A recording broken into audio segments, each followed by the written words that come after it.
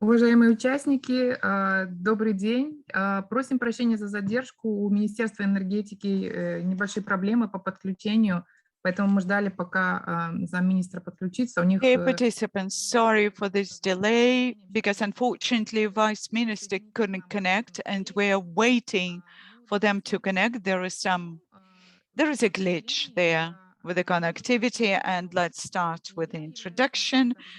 My name is Tatiana Vedinova. I'm coordinator of the International Agency, IRENA, and it's my pleasure to welcome you at this international workshop, validation workshop, and I'm very glad to be moderator of this meeting. I would like to thank IRENA, the Ministry of Energy, and UNDP for having organized this workshop. And the goal is to discuss recommendations that were developed together with the Ministry of Energy on the measures to be implemented to develop our renewables and to undertake practical steps on the renewables. Let's agree on how we are going to communicate here. You know, we have this virtual meeting, and I would like you to stay muted when you don't speak. Can you hear me? Can you hear me? Yes, of course. So what's I was on the Russian channel. Once again, I welcome you here. I greet you here. I'm international coordinator for IRENA, and I am happy to greet you at this meeting on the Renewables Readiness Assessment for the Kyrgyz Republic. I would like to thank IRENA, UNDP, and the Ministry of Energy for their cooperation on the development of recommendations for the Renewables Readiness Assessment. We are going to discuss the measures that were developed and recommended to develop our market of renewables, and Q&As can be done through the chat, but after presentations we'll have special breaks in order for you to be able to ask questions and to propose the measures.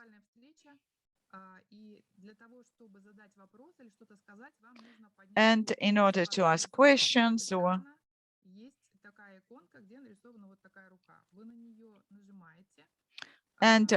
in order to ask a question, you would have to push the button request to speak.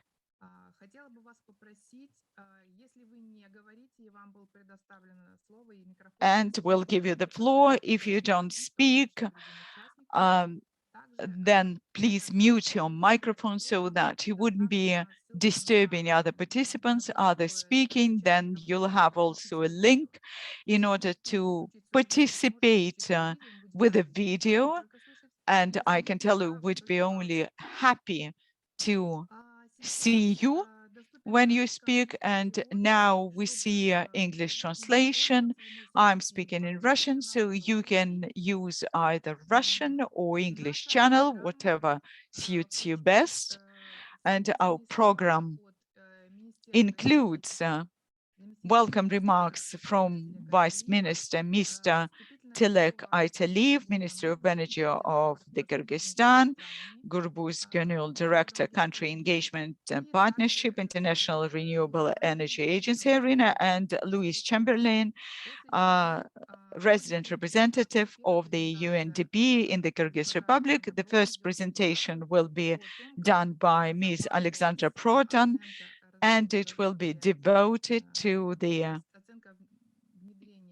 methodologies for renewables readiness assessment in the Republic. And then Yara Julubayeva is going to speak about risk mitigation and will speak about the NDC of the Kyrgyz Republic, as for the implementation of the cooperation agreement.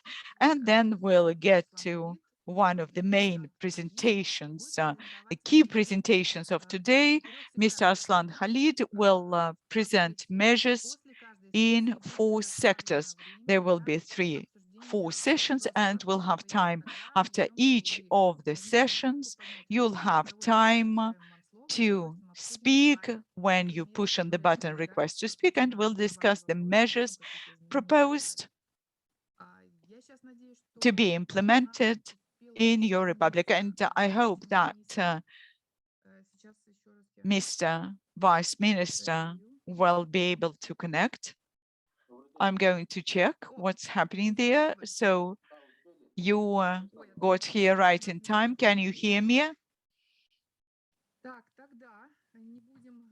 So we are not going to delay it any further. I'm going to give the floor to Mr. Tilak Aytaliyev, Vice Minister of the Ministry of Energy of the Kyrgyz Republic. Please, your floor. Unfortunately, no, not well. No, not well. The sound is not well. No, the sound is not well. Remark of the interpreter. Extremely noisy. I can hardly figure out what is being said.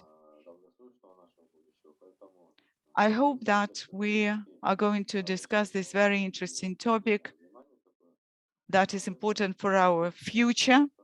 And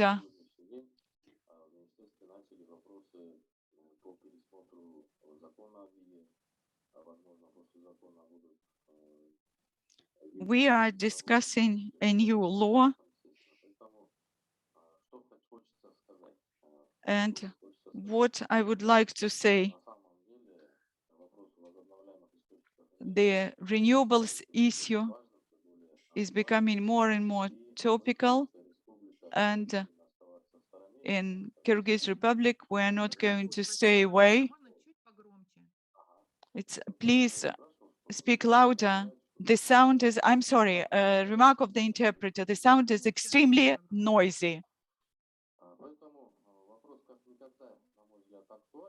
So the topic is, it's a very topical issue, and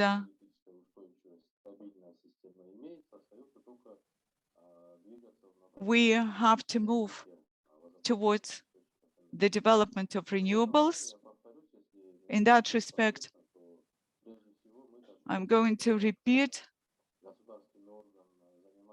that our ministry is dealing with political issues, but with an emphasis on the new version of the law on renewables. It's been already for a month on our portal for public discussions. We received many proposals.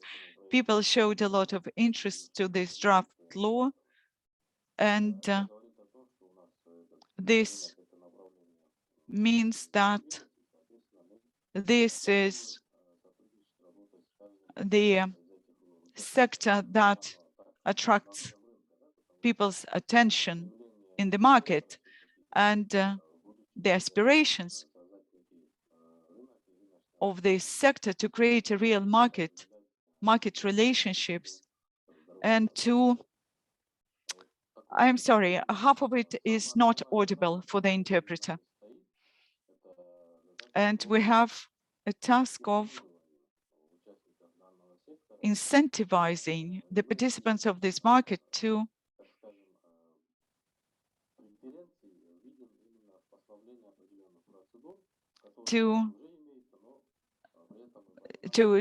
make the market more active through certain preferences provided and the simplification of certain procedures.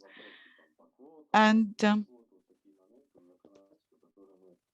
there are certain elements in the law that were hindering the progress, and we're going to remove them. The second important element is that we are going to extend the duration of guaranteed, sorry, the word was missing. Apologies from the interpreter. This sound is not audible for interpretation. We are aiming to decrease the price through tenders, and we received different proposals for the measures to be implemented. And one of the proposal on the guaranteed buyout by the power systems, and the experience of other countries is very important for us. The countries that already have an experience of working with renewables and the international experience is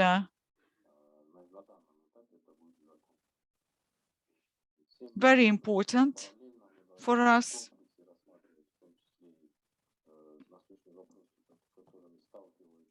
And we are trying to deal with a number of issues that our companies and our entities are dealing with. We're working on the land resources as well for their activities, and we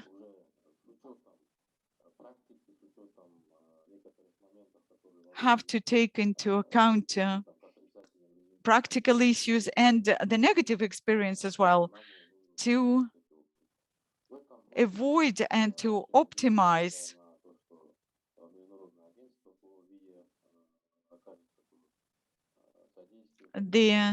this sector. And we hope that IRENA will offer support, but on the other hand, we are working, and the colleagues will confirm with me that we are working on the draft law, because it's a clear intention to be more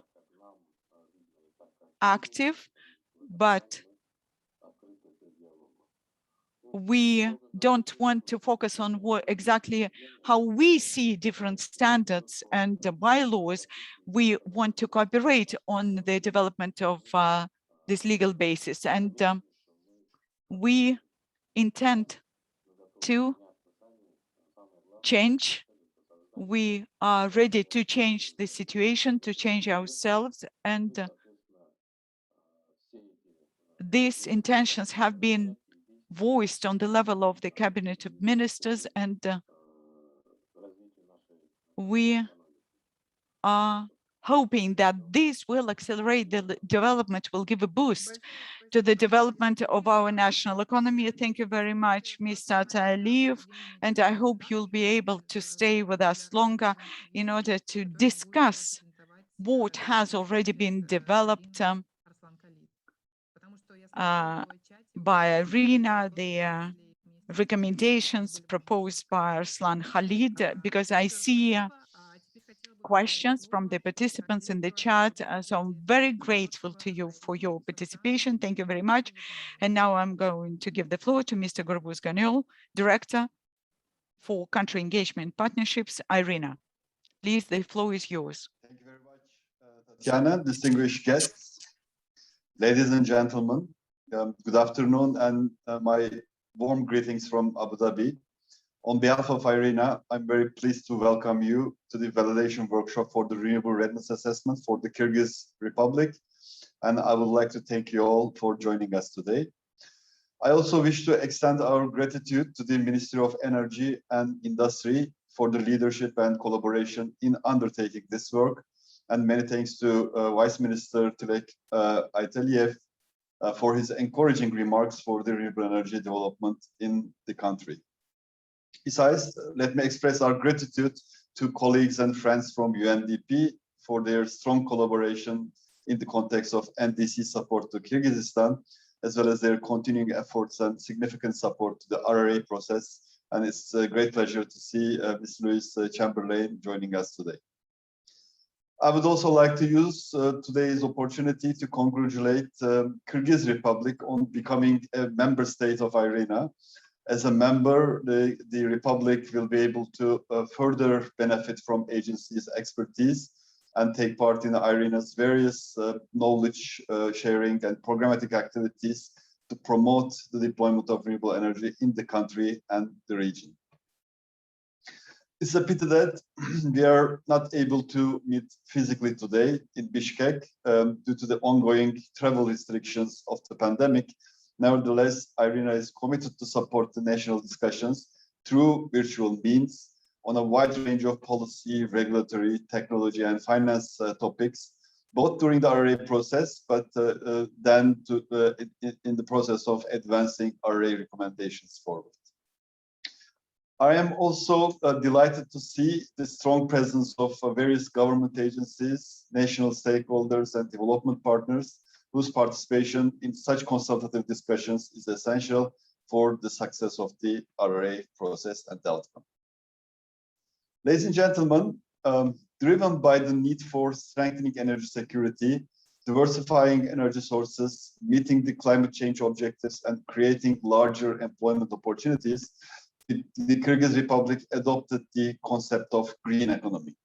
The concept envisages to reduce energy sector's losses, cut down on fossil fuel subsidies, reduce coal dependence while promoting the design, construction, and development of clean and sustainable energy technologies such as hydropower, solar, wind, and bioenergy. Last year, the country submitted the updated NDC national determined contributions that set a vision for the sustainable and balanced development of the Republic, taking into account both the impacts of the climate crisis and the environmental and socioeconomic problems.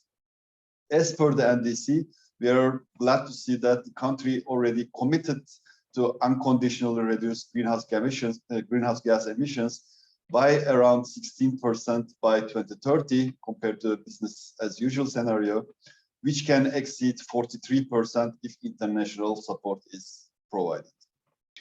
To restore economic and social stability after the pandemic, a package of priority measures were adopted, which included key elements of green recovery.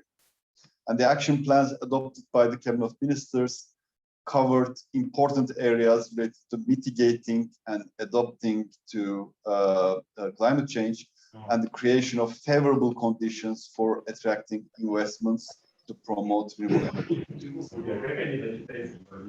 As around 60% of all emissions in Kyrgyzstan are created by the energy sector, a decrease in the consumption of fossil fuels and increase in energy are set as priority directions. While large hydro is likely to remain an important part of the future energy mix of the country, renewable energy technologies such as solar PV, wind, bioenergy, and small hydro could offer opportunities to diversify countries' energy mix. These technologies can help address some of the shortcomings of large hydro also, such as long construction periods, seasonal variations, and the impact of climate on the reliability of large hydro, as well as the environmental risks. In this context, the Renewable Readiness Assessment that is led by the Ministry of Energy Industry and facilitated by IRENA intends to outline a detailed list of critical and emerging issues associated with the energy sector and come up with a key set of recommendations for short and medium-term action to strengthen the enabling policy, regulatory, and institutional frameworks to foster renewable energy investments. And we hope that as part of the RRA process, the additional IRENA resource assessment for solar PV and wind potential, as well as the capacity building support on renewable energy target setting, will further support the NDC implementation process. Dear participants, RRA process very much relies on an inclusive stakeholder consultative process. Today's workshop is the second in the series of consultative workshops on the RRA. And we had the first workshop back in April last year, which in fact brought together quite a big sum of participants. I think there were more than 100 colleagues joining us for that discussion. And at that discussion, we discussed the challenges and opportunities for the development of renewables in Kyrgyzstan. And we have heard also a lot of feedback from the participants that what should be the action that needs to be taken in order to address those challenges. In fact, with those good inputs provided by the discussions, we were able to put together a draft RRA report, and which will be presented today, and we'll be happy to share with you those policy, regulatory, institutional recommendations coming up with the RRA. My colleague Alexandra Prodan, she will go through the RRA methodology and outcomes in more details in a moment. And then today's validation workshop is, in fact, the main objective is to go through those draft recommendations and actions and then validate them. And in fact, when you see, we will do it through several thematic sessions. I think there are 4 of them. And one is on policy and regulatory frameworks, policy support mechanisms, then renewable energy financing, and institutional and human capacities and skills. And the discussions during the event will aim to refine and validate these recommendations, and we very much rely on your valuable input to do so.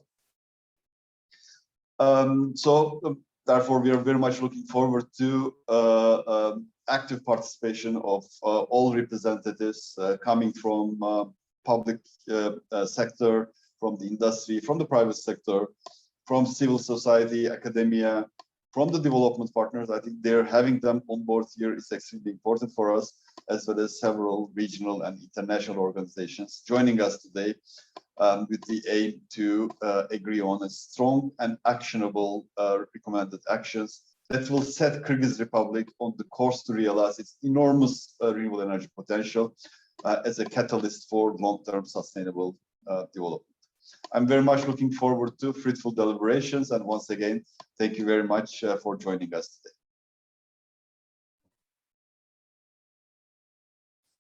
Большое спасибо, господин Гунул.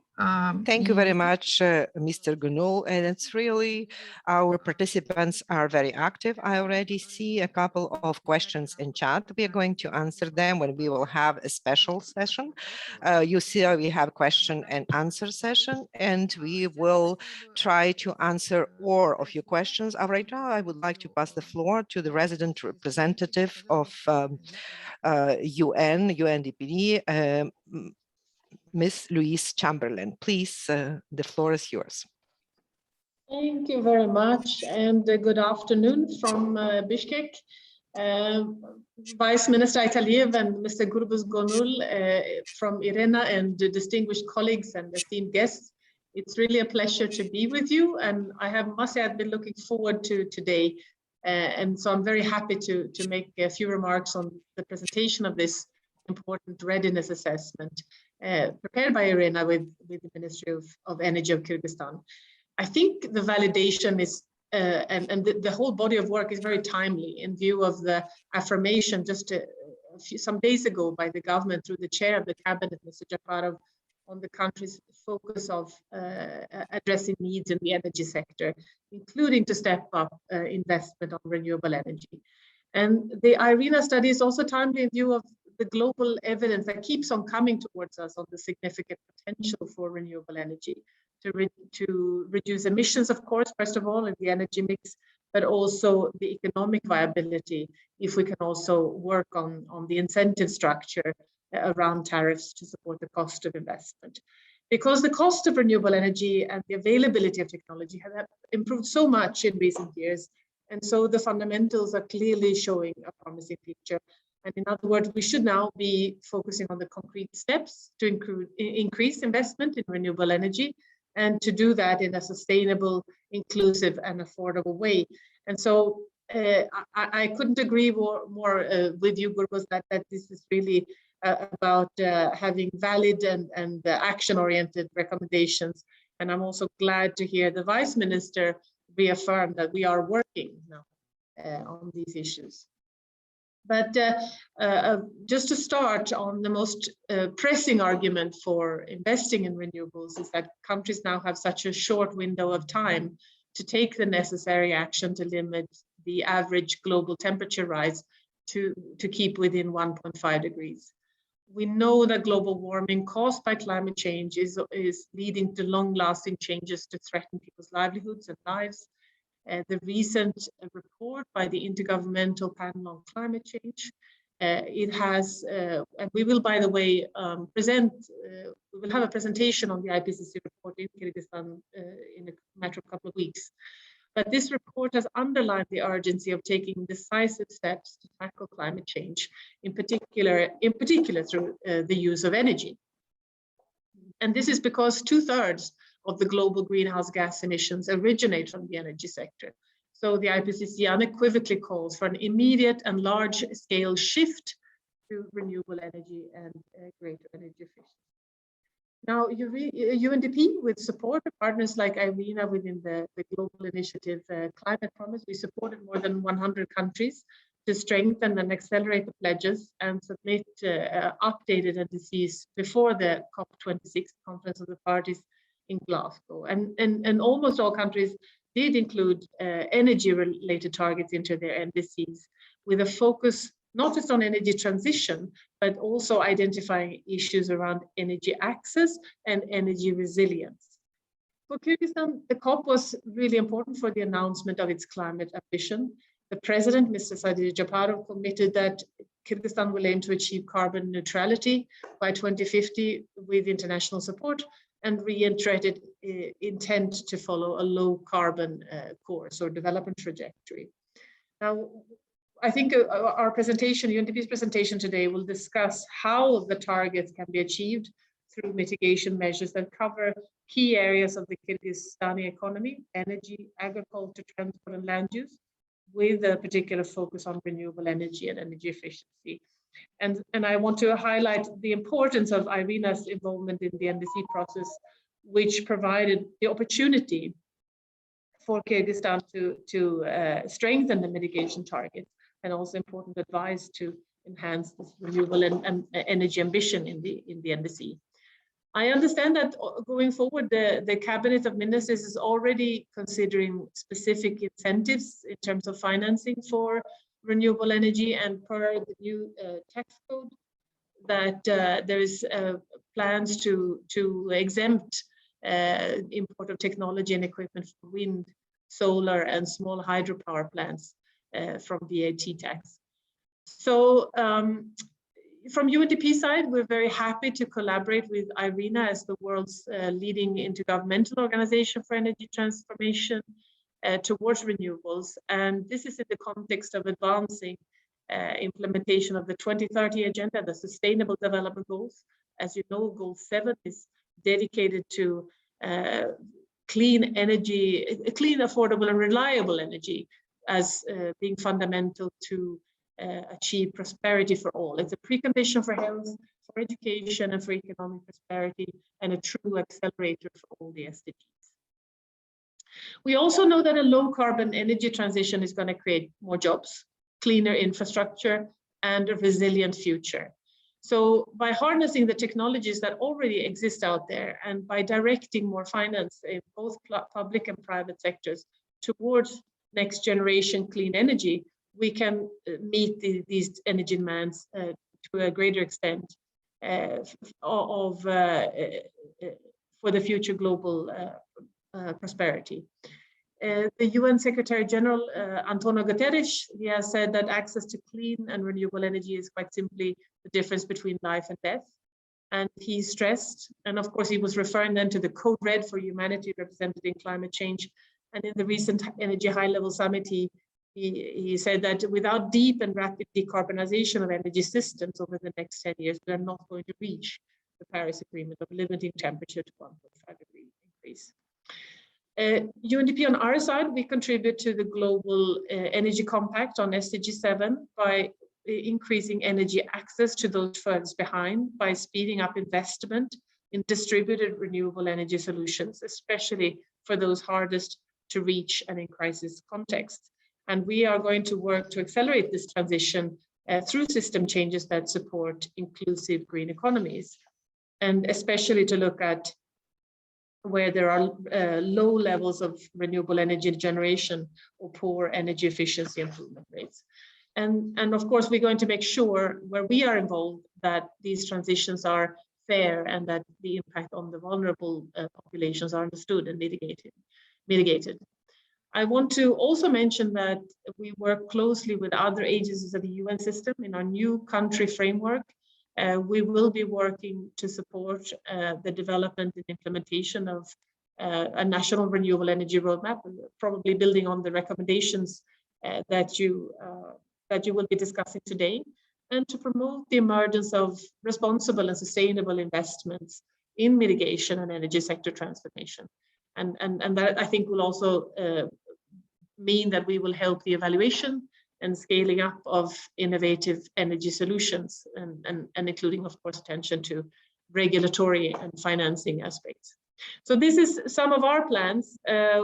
We are ready to go. Country, I think, is getting ready to go very much as well. And I've been so encouraged by recent words by the government and other stakeholders to this effect. So I just want to end from here by congratulating IRENA on this excellent piece of work, say how pleased we are from UNDP side to take part in today's event. We all have a responsibility, but also an opportunity now to build on the recommendations that are coming from IRENA's report to advance renewable energy in Kyrgyzstan as a crucial action for people and for planet. Thank you.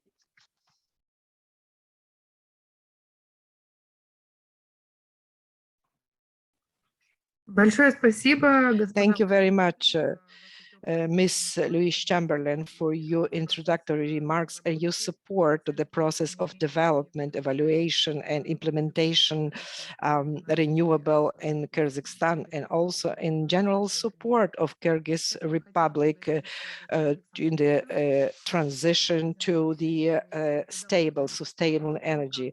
Right now, I would like to invite Ms. Alexandra Prodin. She will talk about the renewable readiness assessment and how it was done in the Republic of Kyrgyzstan. Thank you very much, Tatiana. I would like to show my slides. I am happy to greet all participants of this meeting. Thank you very much for joining us. I'm pleased to see the faces already, people who participated in our meeting last year. My name is Alexandra Prodin, and I work with the countries of Central Asia, Country Engagement and Partnership Division of IRENA. Next slide, please. Next slide, please. First of all, before I'll give you a little information about the project itself, I would like to say a couple of words about our agency. IRENA supports countries in the transition period to the sustainable energy future.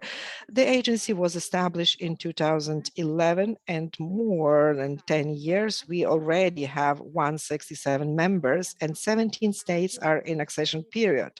And I would like to stress here that Kyrgyz Republic became member on 14th of May last year. We are very happy about it. Congratulations to you. Our headquarters are in Abu Dhabi, UAE. I am located right here. But even though we are in virtual meeting today, I would like to hope that in future we can all meet in Bishkek personally. Right now, a couple of words about the project itself. The project is called Renewable Readiness Assessment. Here, I would like to say that this project is it's a country-owned, country-initiated, country-led, and IRENA supports the country and all facilitates in all stages. We also would like to support you in all inclusive. We would like to say that's multi-stakeholder process. We assess and analyze the situation, and then we just would like to offer you a recommendation that will be efficient and effective for the country. I would like to say that one of the objectives of the RRI, that's a comprehensive assessment. What it means that we take into account different factors when we do our evaluation. It's economic, social, and energy related. And in this analysis, we try to figure out what problems, what big problems the country has and what problems have to be mitigated. Then we formulate recommendations on short and medium-term actions for a long-term development pathway. And this way, the renewables could be implemented earlier in the country. Also, I would like to say that this project as a evaluation of readiness is one of the many IRENA's projects. We have conducted them in more than 45 RRA's projects worldwide. As you see in this map, the countries of different regions participated. Those we have an experience and best practices from many different countries. We use them very actively and efficiently to formulate recommendations that could be the most efficient in the case of the Kyrgyz Republic. When we talk about Central Asia, this project we have conducted in 2019 in Azerbaijan, talking about the Asian region APAC. We worked in the countries as Bhutan, Mongolia, Fiji, Kiribati, Philippines, etc. And right now, I would like to dwell a little bit about the methodology of the project itself. It's split in 4 phases. First, it's interest of the government of the country. The second phase, it's a detailed assessment of the country and consultations, meetings, and have a back connection from the countries. Third phase, it's the process of offers that we develop, validation, and practically we are already now on the 3rd phase. And the phase number 4, it's implementation of recommendations that are in this report. Next slide, please. Right now, I would like to dwell a little bit more about each and every phase, talking about the government interest. How does it work? We have a request, a formal request from the country in writing. We have received it for the Ministry of the Energy and Industry of Kyrgyz Republic. Also, we work with the government entities that works with us on this project with different countries. We have different colleagues from international organizations. We would like to thank UNDP for their support in each phase of this project. Next slide, please. Then we conduct research, we gather information, we use different methodology. The one of the main, this is interviews, questionnaires with the interested party that located in the country. We already had these meetings last year, and we hope that today we are going to receive very efficient conversation from you, and all the information is very important for us in development of this report. Today, we are ready to present you the first already results, the draft report. The data that we will offer you today was already developed on that follow-up intervention with you that we had with you during the last year. Then, after today's meeting, we're going to continue development and work on the report. We will work further on the evaluation. We will include all new amendments in this report, and then we will finalize the report, and then we are going to have meetings based on the results of this report, based also on the feedback from you. Here, I would like to talk a little bit about the timelines of these projects. The requests from the country were received in August of 2020. After that, we have formulated and organized the team. And then we had a meeting in April. There was expert consultation workshop. The first result was assessed there. Then we hope that we will be able to finalize work and implement our report second quarters of 2022. Now I would like to talk about the key factors that are very important to achieve successfully this project.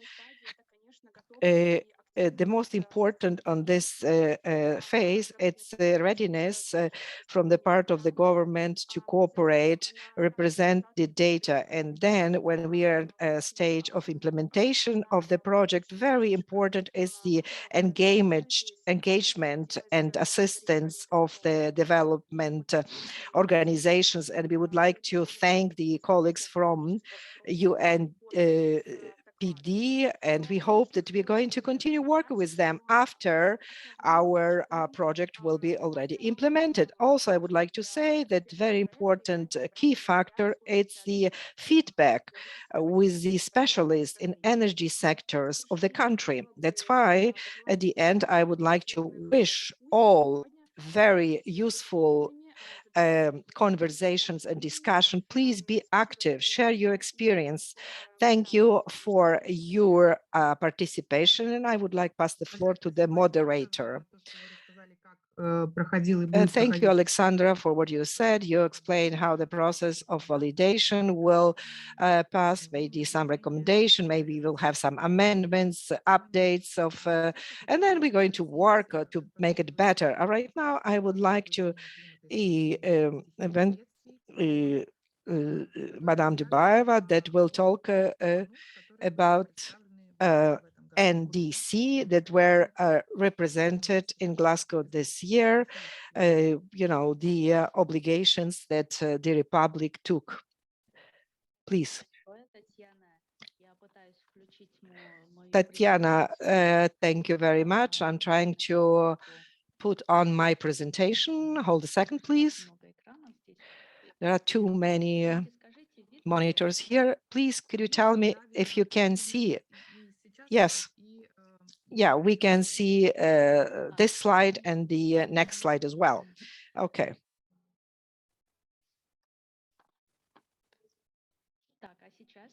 And now, can you see that slide?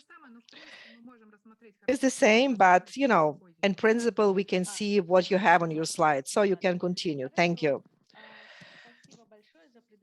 Thank you very much for this opportunity to speak. I would like to greet all of you.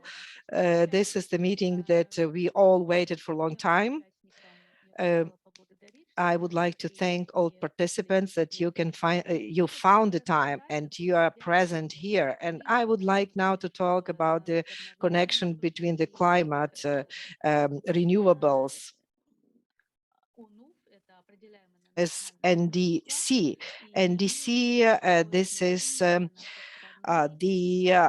nationally decided contributions, what we can do to achieve the SDG. Kazakhstan already made the steps forward to use more renewable in their work, and this is reflected in many strategical documents. Kyrgyzstan included it in the National Strategy of Development to 2040. We have seen that the share of renewable needs to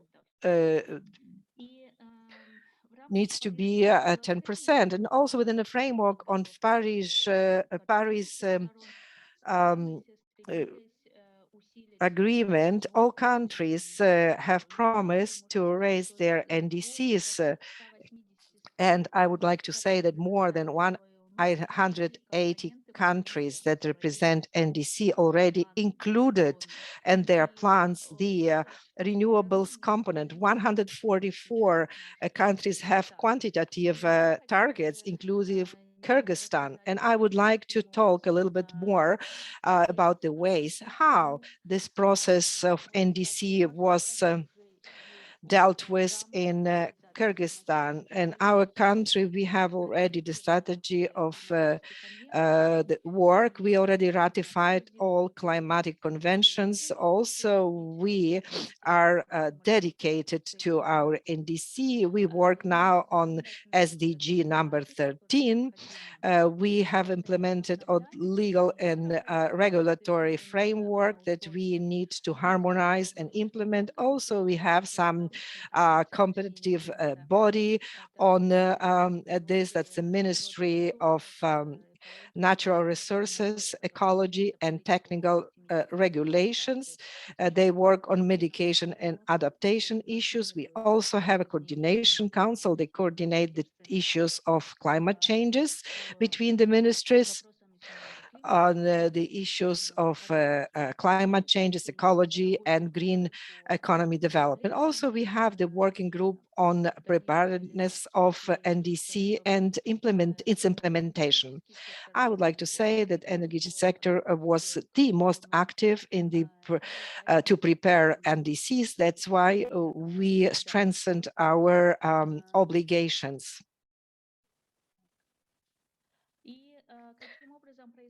How the process was conducted to provide of these updates.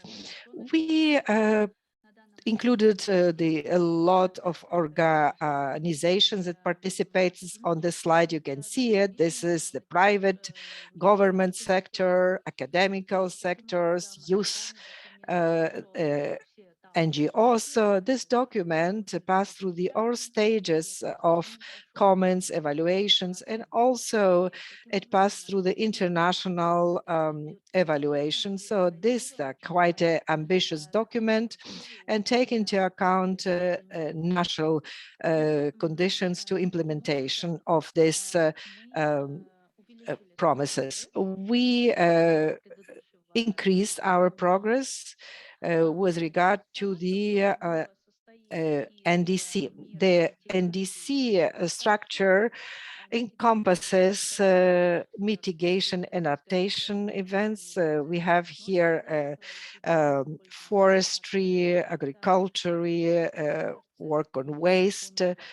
This is the main target of NDCs, the main targets that we work on. Also, we have worked on the targets, SDGs, finance and cost to organize and to implement NDCs. We have evaluated how do we have and how do we need, how much do we have and how much do we need from abroad to be able to implement it. This is the way the NDC looks like. We have here the input of Kyrgyzstan into the general SDG of Paris agreements. Mostly it will be done through implementation of renewables, sustainable transport, energy, security and safety, and efficiency, and also gasification. Could you please, can you go through your presentation? We see only the second slide, nothing else. Oh, so it means you don't see what I meant to show you.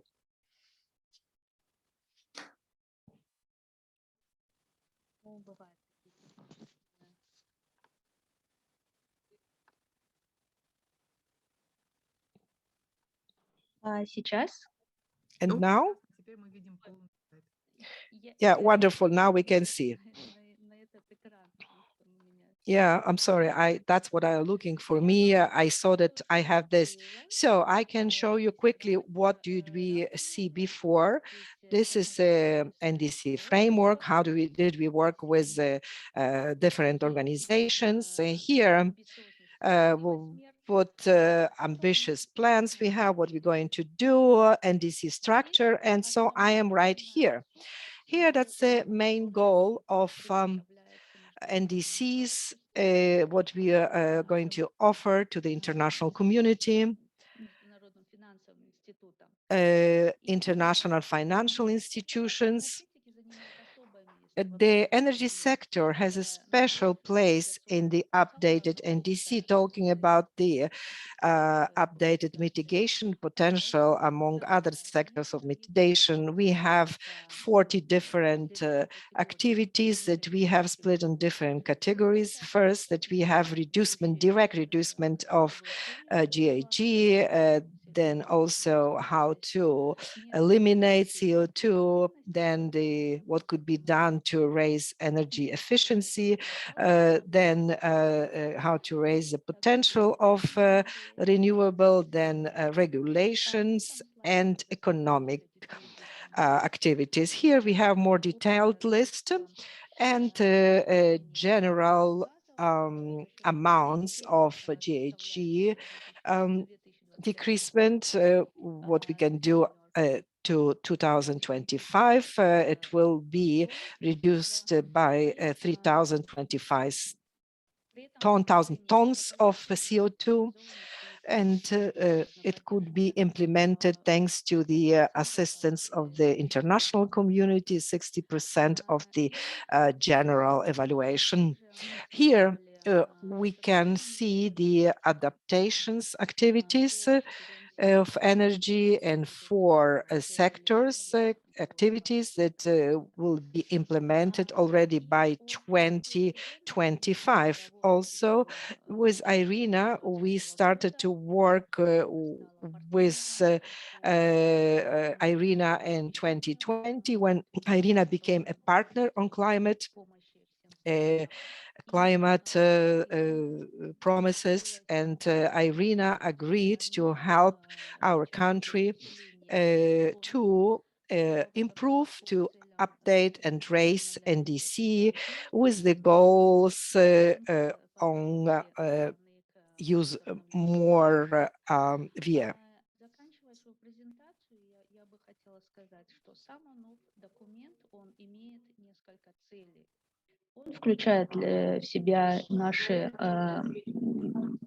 обязательства. So this includes our Также он необходим для коммуницирования с нашими proposals, also our показать, что мы готовы взять на себя обязательства. obligations, and we also say that we have made certain promises, but at the same time we would require certain assistance to deal with that. And in order for this process to become fully valid, we should monitor accounting and reporting and the whole monitoring process in order to confirm the seriousness of our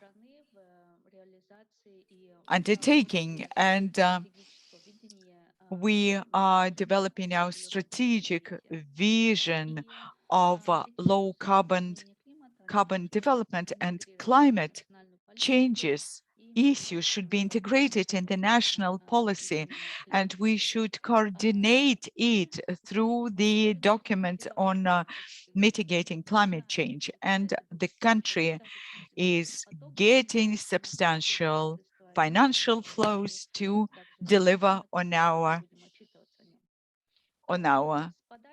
climate mitigation promises. And the Secretariat of the UNDP Convention on Climate Change is working on the second phase of the climate promises by UNDP, and we are allocating a certain amount of money for this work. We are going to get the plans, the implementation plans clarified, and we are going to propose more substantial information on what measures were to be implemented to deliver on our promises, and also to increase our potential on all our NDC commitments. This year, we're going to celebrate 50 years of the first UN conferences devoted to environment issues, and countries would have to provide their vision, their position, how they see, how they are planning to develop this sector, and devoted to the issues of renewables and stable power sector development. And we hope that we are going to continue greeting you at our meetings, and will be able to see IRENA and all our partners at these national consultations. So my presentation is concluded, but you can get acquainted in more detail with this document on the UNDP site. Also, the Framework Convention on Climate Change as well is there, and Kyrgyz Republic expressed its desire to join it last year. Thank you very much for describing in such detail the context in which we work, and recommendations are going to be extremely useful. And I would like to invite to discuss during the first session devoted to the measures as far as the legal changes and conceptual changes are concerned. And please, Mr. Arslan Khalid, the floor is yours.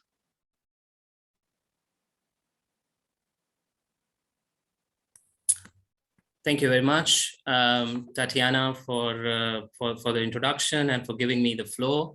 It is wonderful hearing. It is wonderful hearing the inputs from all the stakeholders, including the contribution or including the inputs from the Ministry of Energy, from my colleagues, and from UNDP. I would like to express my honor in being able to present the findings of and the recommendations of our Renewable Readiness Assessment for the Kyrgyz Republic. The RRA, the Renewable Readiness Assessment, provides a portfolio of recommendations, which includes policy measures, initiatives, and actions. And in this presentation, in the different sessions that we have, we would like to go over all of these recommendations. I would like to remind everyone that we are especially thankful to the contributions, to the inputs from all stakeholders, including, of course, the Ministry of Energy, the UNDP, and other stakeholders, both from the public and private sector, for their inputs, which were instrumental in crafting these recommendations. I would also like to highlight that the initial expert consultation workshop that we had in April 2021 was also instrumental in drafting these recommendations. And we look forward to your inputs and feedback on these. Next slide, please. Thank you.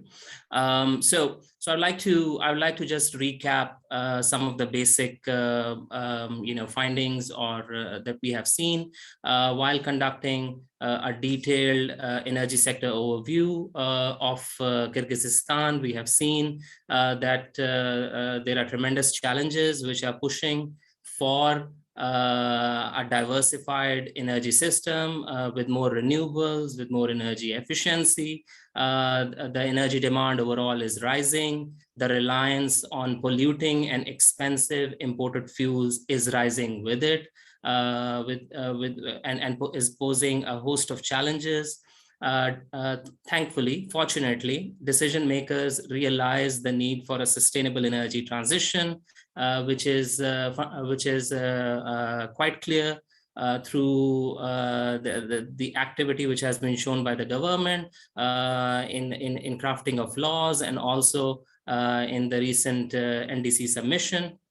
When we review the energy sector, we see that there are challenging dynamics. Renewable energy provides a promising opportunity to address many of these challenges. However, so far, deployment of renewables has been held back by several issues. Some of these we are going to discuss in the next slide. Next slide, please. Thank you. So overall, we see that there are strong drivers for diversification towards a sustainable energy system. We see that the energy demand overall is rising. Fuel imports are increasing with it. The energy pricing, both in the power and the heating sector, is not cost reflective, which means that there is not enough finances, money to invest in the infrastructure. Therefore, the infrastructure requires upgrades. When we look at the environmental and climatic condition, we see that local air pollution is already becoming a very important and pressing challenge. Climate change is already manifesting itself, showing itself as in the form of severe droughts and severe changes in rainfall patterns. When we look at hydropower, which is the backbone of the power sector, we see that the sector is also faced with challenges such as seasonal variation in rainfall, as well as environmental impacts of large-scale hydropower. So all of these drivers are calling for a more diversified and a more sustainable energy mix. Renewable energy offers abundant opportunities. Renewable energy resources are abundantly available when it comes to solar PV, wind, hydropower, and other sources such as geothermal.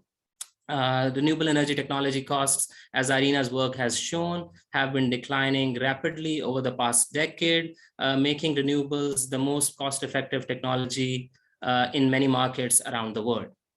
Renewable energy systems, well-designed renewable energy systems, make the energy sector and the power sector more diverse and more resilient to shocks, both internal and external.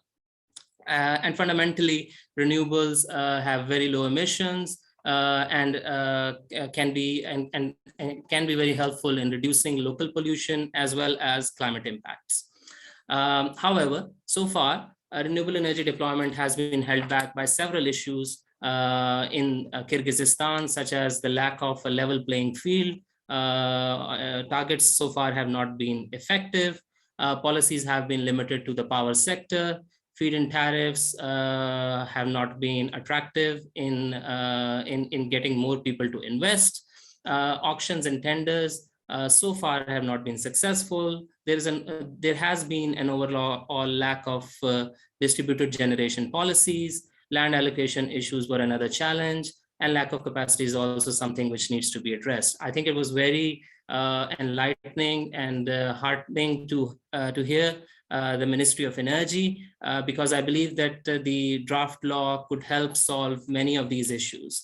And the recommendations that we are going to talk about in these sessions are hopefully going to address many of these challenges. Next slide, please.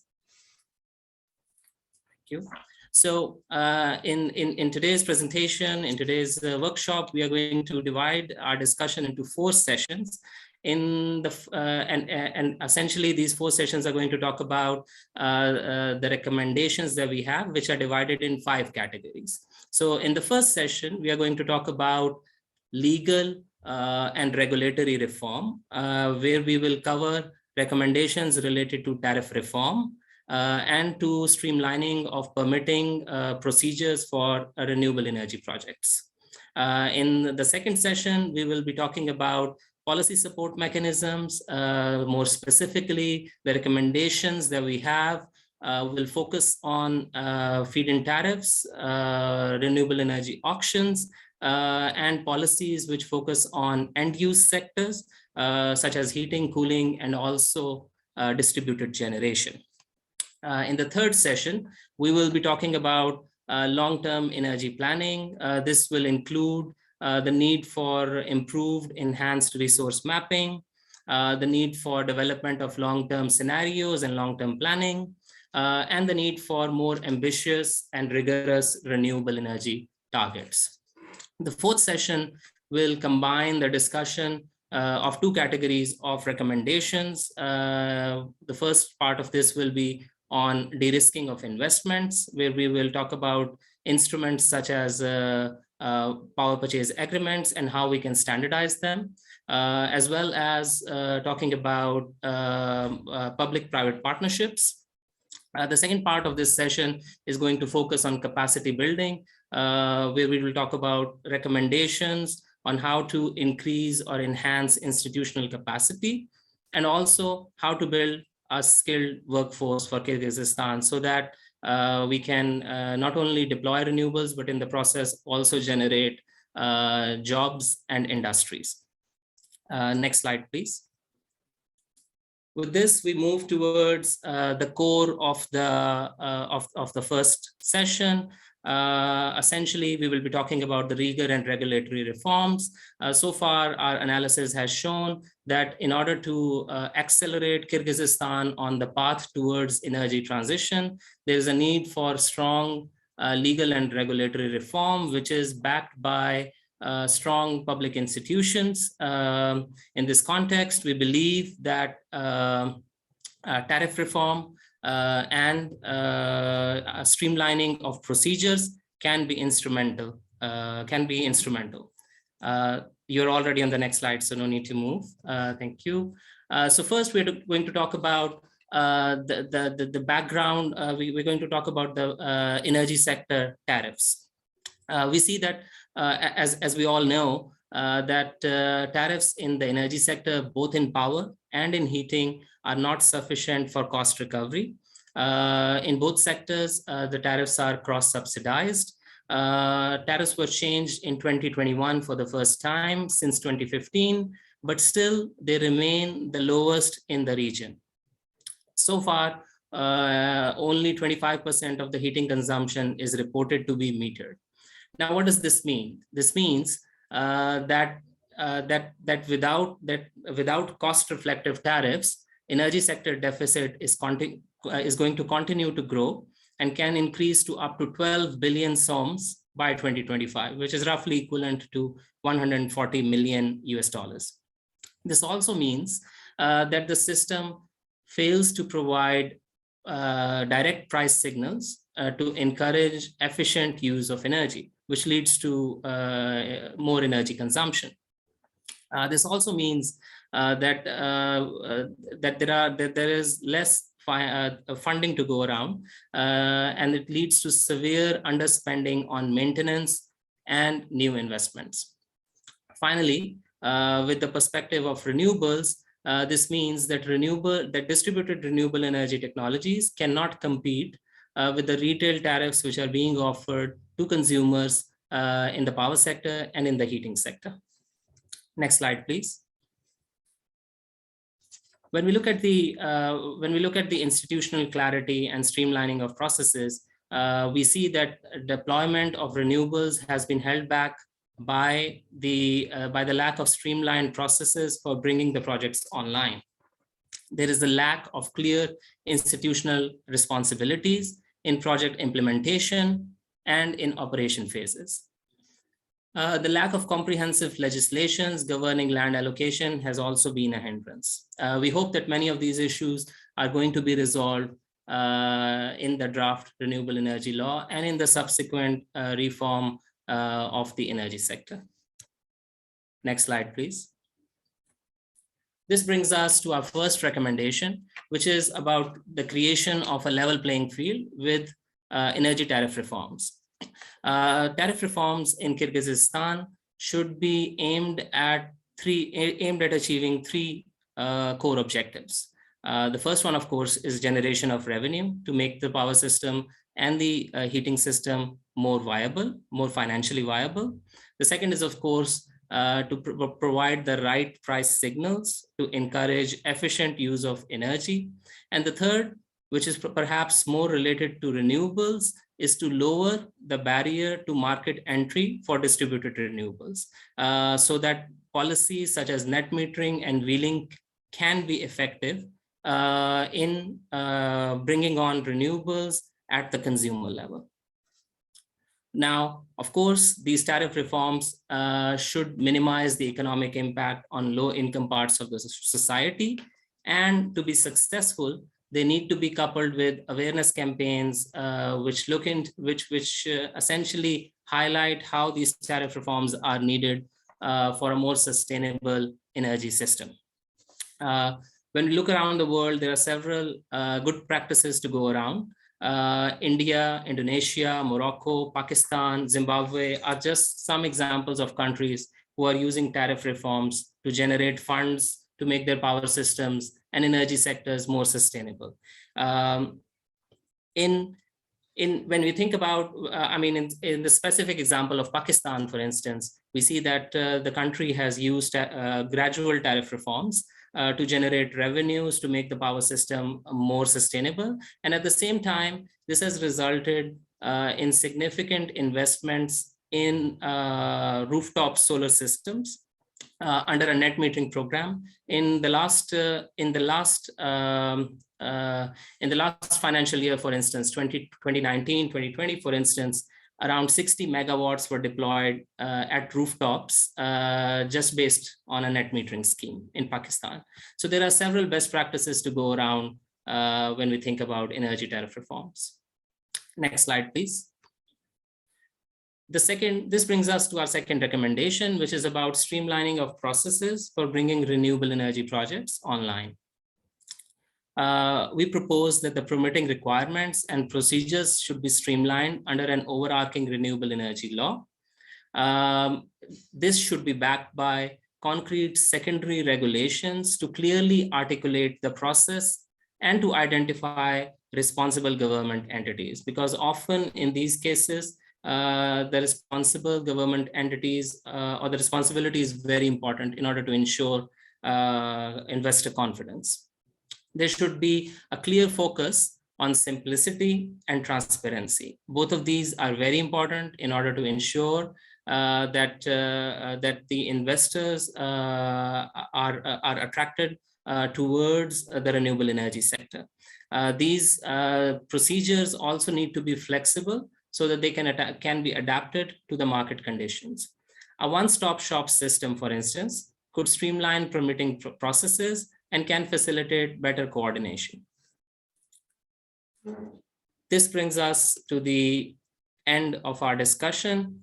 Next slide, please. With this, I'll hand the floor back to Tatiana to carry the discussion forward.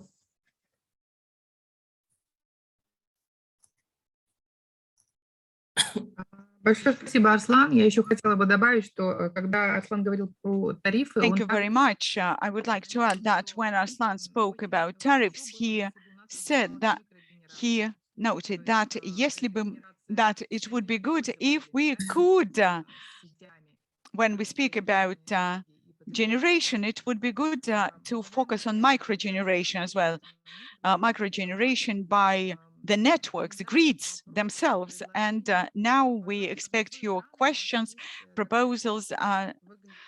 You see, there is a little icon, raise hand, and if you push on that, we'll give you the floor so that you could come up with your proposals, with your remarks and opinions. Thank you.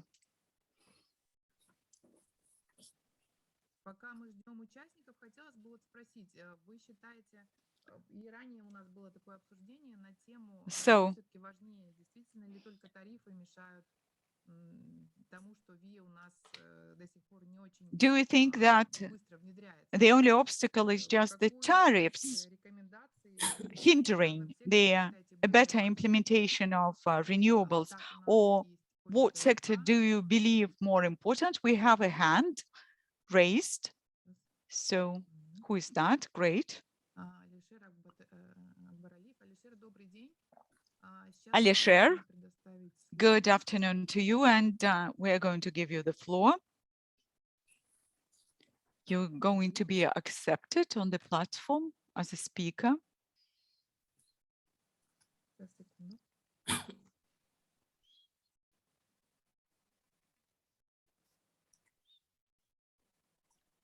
Алишер, у вас появилось что-то? Включить микрофон, что-то еще? Посмотрите у себя, пожалуйста, на экране.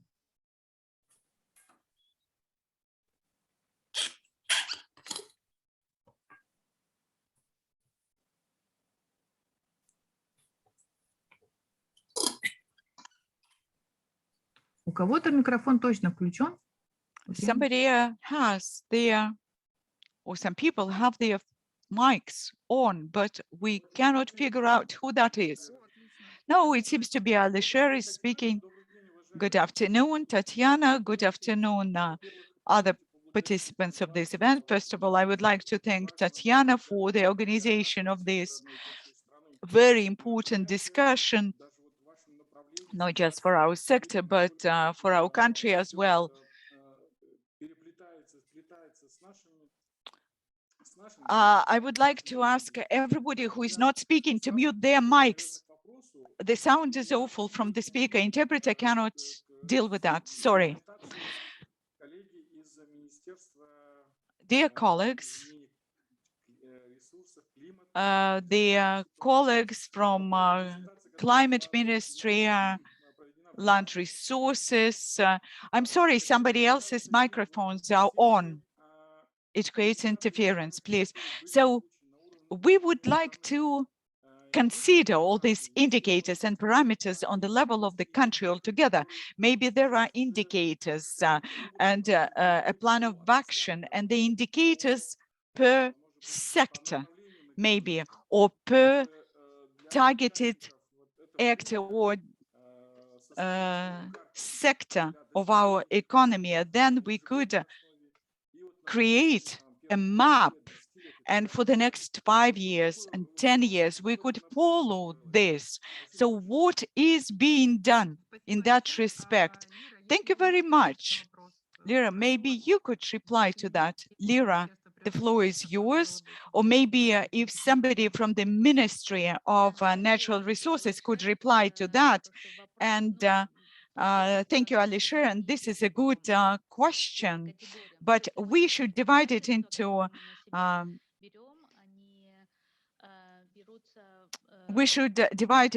distribute it per category, because our undertakings are for 5 years or 10 years. Before 25, 26, we should update our plans and to update our commitments. And this document doesn't contain any micro measures or micro details. It contains only sectoral measures. And what we have to do now is to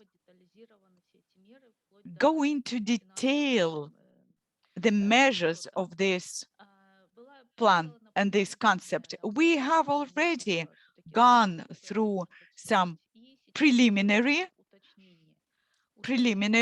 stages, and now we're just clarifying the situation. In December last year, we have already drafted such preliminary provisional plan, and we sent it to, I'm sorry, could you please turn off your mics if you're not speaking? There are not many comments to be added to that, but the Minister of Natural Resources will start a series of consultations. We already have quite a lot of indicators.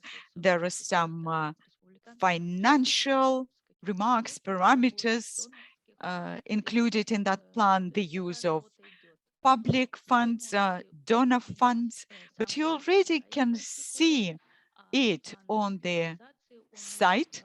Their implementation plans are there on our portal, and we can also send it to you directly. You can request them from us directly. Thank you very much. Thank you. There is a question from participants. We are asked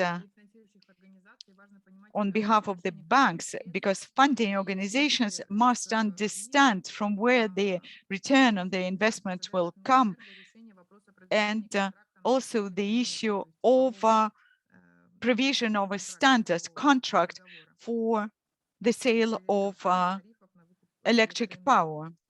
So this contract is important to start funding. Anybody would like to reply to that? Thank you. Tatiana, Thank maybe you. I can jump in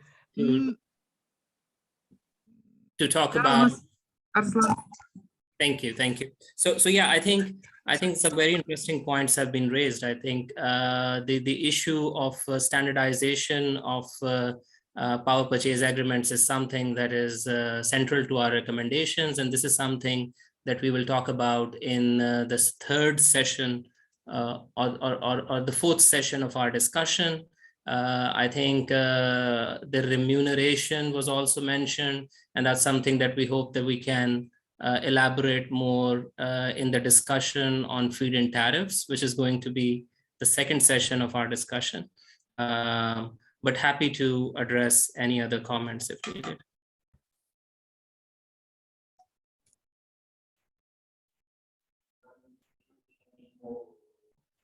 Может быть, Министерство энергетики готово тоже ответить? Maybe Ministry of Energy are ready to answer about the yes. Good morning to everybody, to the participants of this video conference. We have step-by-step plans. What has to be done and when? We have an existing current law on renewables, and it's like a number 7 on the steps to follow. Until we don't have a procedure about the land and the decision on the project documents is not adopted, we cannot sign contract. We cannot have a contract signed. Thank you very much. Here we had some other questions that I see in chat. I will read them, and Ruslan and Ministry of Energy can answer. The question is, Chinara Saparova is asking, it's already 2 years past after the adoption on the renewable law, but we didn't have any changes. Could you please tell us why? What is the reason that the law didn't work out? Can you hear me? Yes. Yeah, that's true.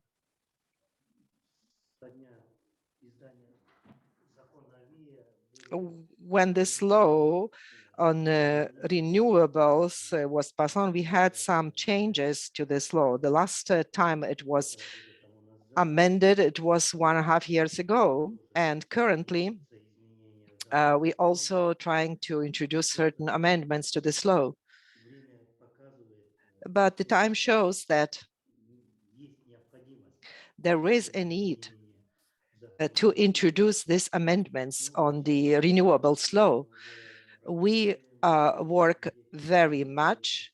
We already give the certification to finance the construction of renewables within the framework of development of renewables energy resources. We have already certain entities that already generate the electrical energy. We don't have enough the hydroelectrostation power plants right now, but this year we are planning to develop, to put into place some small hydropower plants that will work on renewables, will use renewables. Thank you very much. We still have one question that I think is going to be directed to the head of renewable sector. Do we have some moments that the renewables will be like micro generation? So the people or the entities that will put the solar PV on their roofs, and then they will produce generate this energy thanks to renewable. Do we have some changes to the current legislation, or you're going to introduce something to stimulate the microgeneration? On the renewables law, all this is encompassed, is foreseen. There is detailed further action plans. They will be also explained in the legislative acts. Of course, we can use the renewables entities and then to introduce or transfer them to the main network. It's very nice to hear that you are positive, contemplating the microgeneration. And there is another question. Do you plan any steps to better information access about the renewables? What percentage is produced from renewables? The participants want to know where they can get more information about the share of renewables in Kyrgyzstan.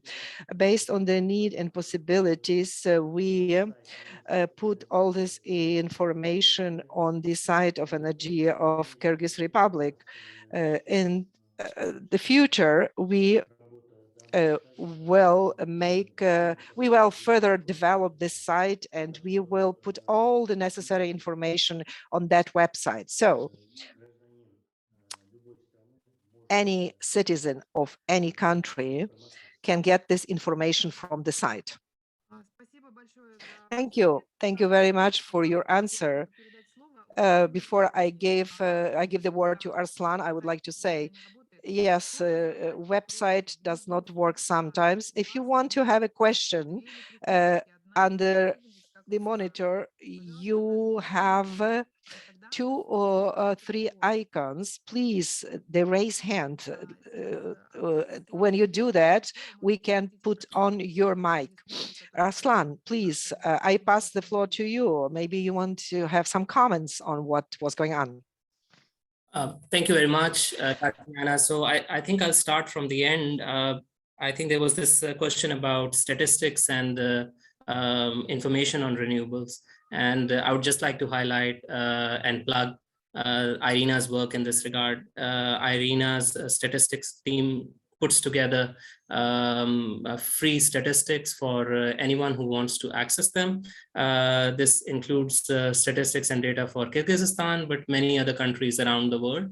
And we are in continuous effort working with all member countries and stakeholders in order to improve these statistics. They can serve as a useful ground for looking through statistics and seeing how the different countries are performing in terms of their renewable energy targets. It's an interesting comment. I think we need to continuously work in improving our statistics. And then I think at some point land regulations were highlighted, and I think that's something that Tatiana, you can also maybe address at a later stage. I think overall many of the issues and challenges which are being raised will hopefully be addressed in the policy reform which is going on. And then I would just like to highlight that overall there is a need for significant reforms in the policy landscape. So maybe with this, unless there are other questions, maybe we can move towards the next session, or right? Thank you very much.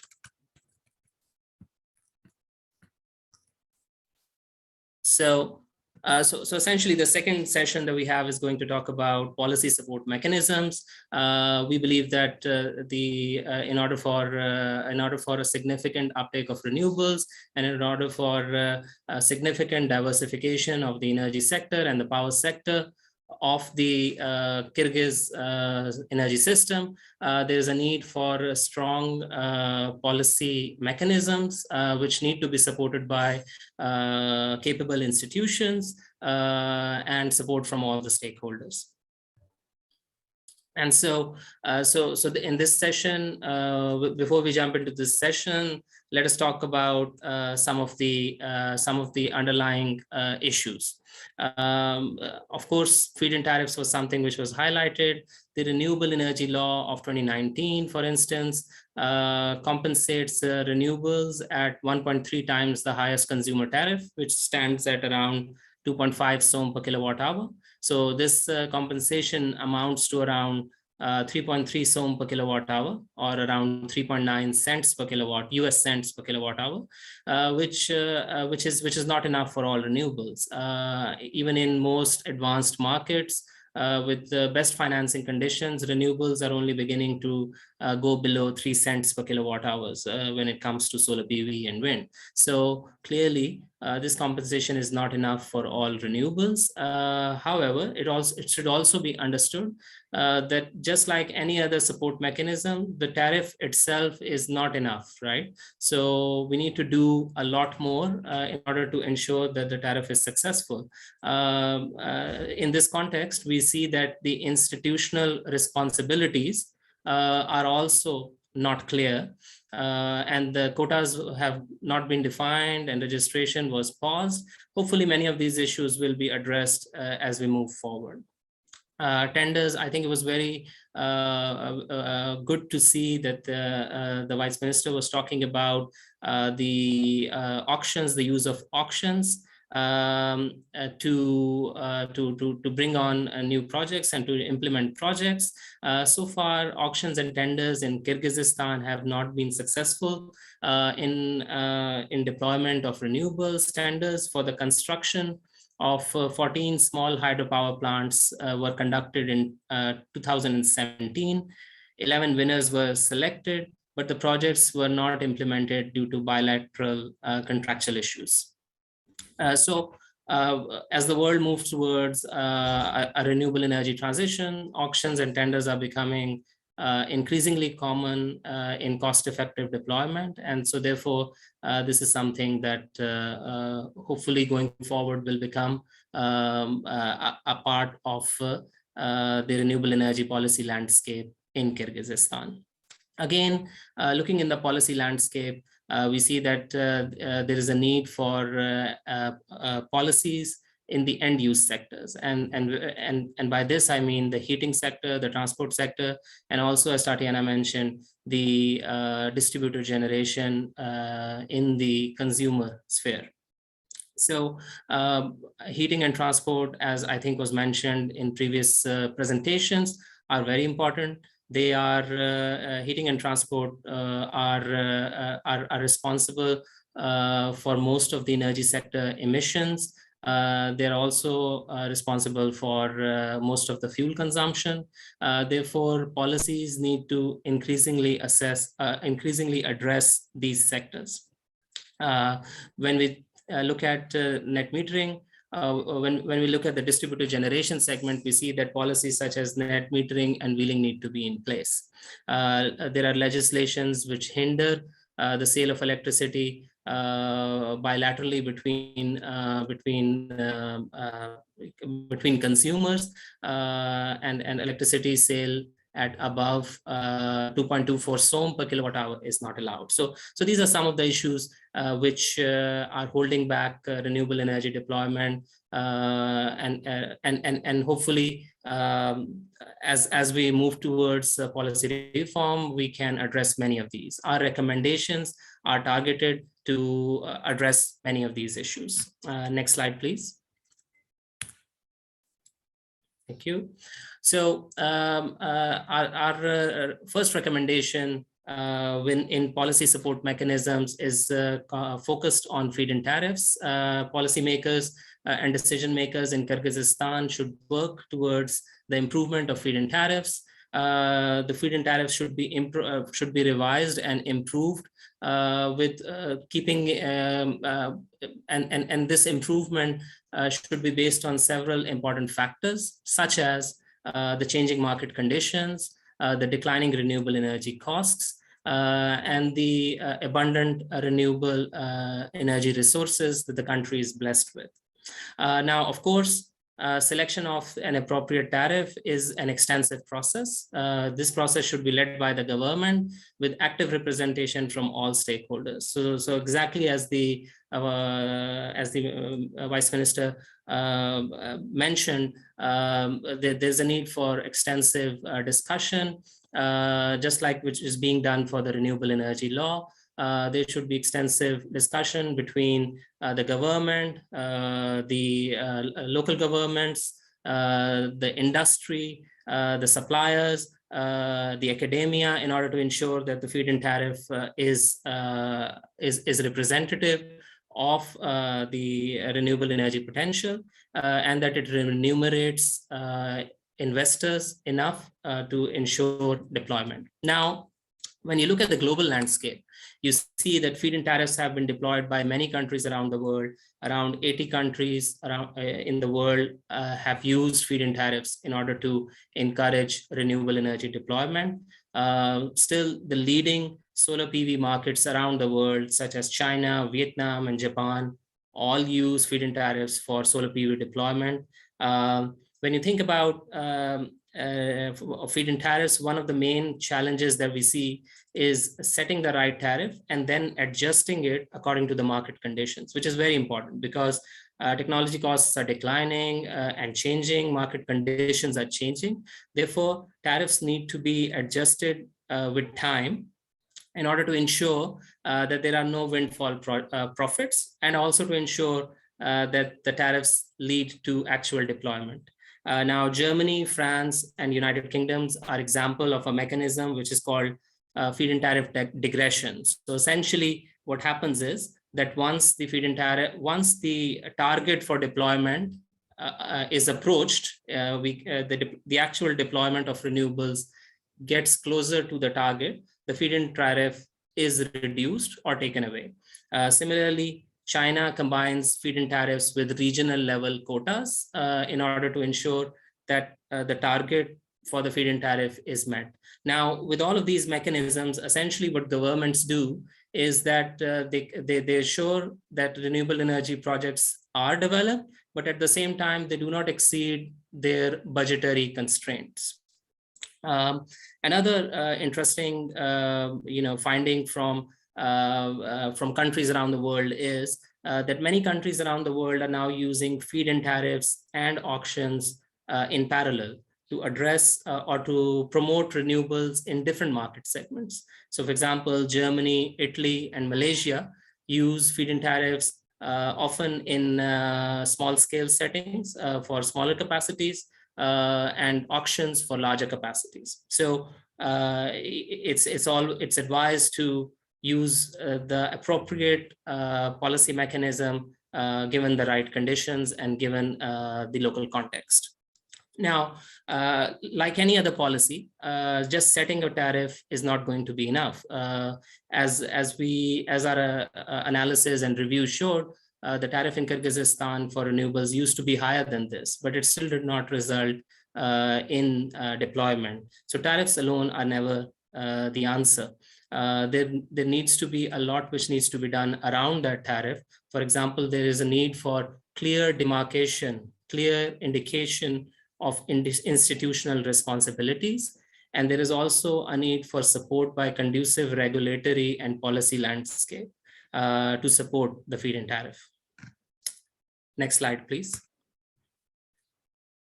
The second recommendation related to policy mechanisms is the implementation of renewable energy auction. This is something that we have already hinted at, was already mentioned in the presentation from the ministry. Auctions around the world are being used to attract investments for large-scale projects in solar, wind, hydropower, and bioenergy also.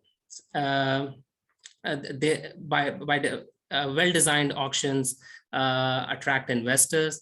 They encourage competition, and by encouraging competition between investors, they lower the prices while ensuring that the projects are delivered. Now, in this context, I think it's important to realize that sometimes enhanced competition or extensive competition may lead to underbidding by different bidders and by different investors. So in those cases, Policymakers need to design the auctions using elements such as pre-qualification requirements, guarantee requirements, bid bonds, and so on and so forth, in order to ensure that only serious players bid in the projects. And so IRENA is working on auction design, and there are many publications which can be used to support auction design for Kyrgyzstan.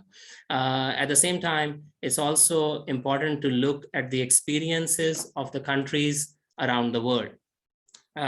While very established markets are using auctions to procure renewables at record prices, many countries with nascent and new renewable energy markets are also using auctions to attract investments. For example, countries like Madagascar, Senegal, Togo, Zambia, and neighboring Uzbekistan are using World Bank's Scaling Solar Program, which is a suite of programs which brings together financing and uses renewable energy auctions in order to procure solar.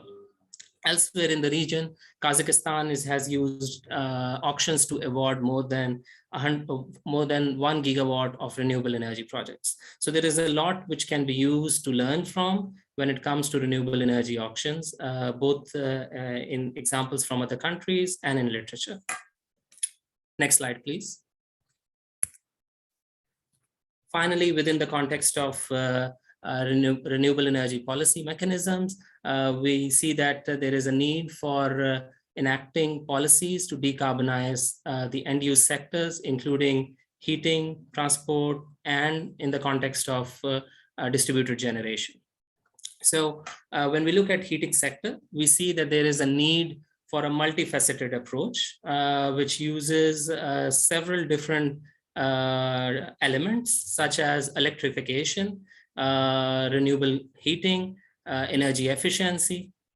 And within these, electrification offers a very practical solution and in order to decarbonize the end-use sector. Heating can be converted, part of heating can be converted towards electrification, and then that electrification demand can be met through renewables. When we think about electrification of the heating demand, we see that heat pumps can be a promising technology. They can be promoted through incentives such as tax exemptions, rebates, and rebates. When we think about renewable heating options, solar water heaters can be used and they can be incentivized through financial and fiscal incentives. Kyrgyzstan already has some experience in using solar heating in boiler plants in 3 different locations. Now, the lessons learned from these projects can also be used in order to implement larger projects going forward. Transport is the other very important sector when it comes to emissions and fuel consumption, more efficient. And again, this is a sector which requires a multifaceted approach. We need more efficient public transport. We need support for alternative modes of transportation, such as biking, walking. We need electric vehicles, and all of these modes need to come together. Public procurement of electric vehicles with investment in charging infrastructure and related expertise is a very important way, very important in order to increase the penetration of electric vehicles in the system and to electrify the transportation requirement.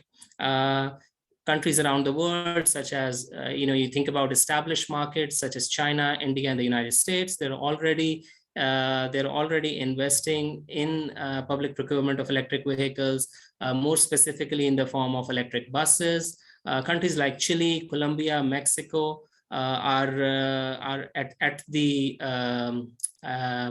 at the local government level, at the city level, are investing in public procurement of electric buses in order to electrify their transport demand and in order to reduce fuel consumption and reduce local emissions. And this is something which Kyrgyzstan can also replicate in order to reduce local emissions and local pollution, which is becoming a pressing issue. In the context of distributed generation, introduction of net metering and wheeling should be a priority in the upcoming regulations, and they can help unlock the small scale market segment. With this, we come to the end of our session focusing on policy mechanisms, and we open the floor for discussion.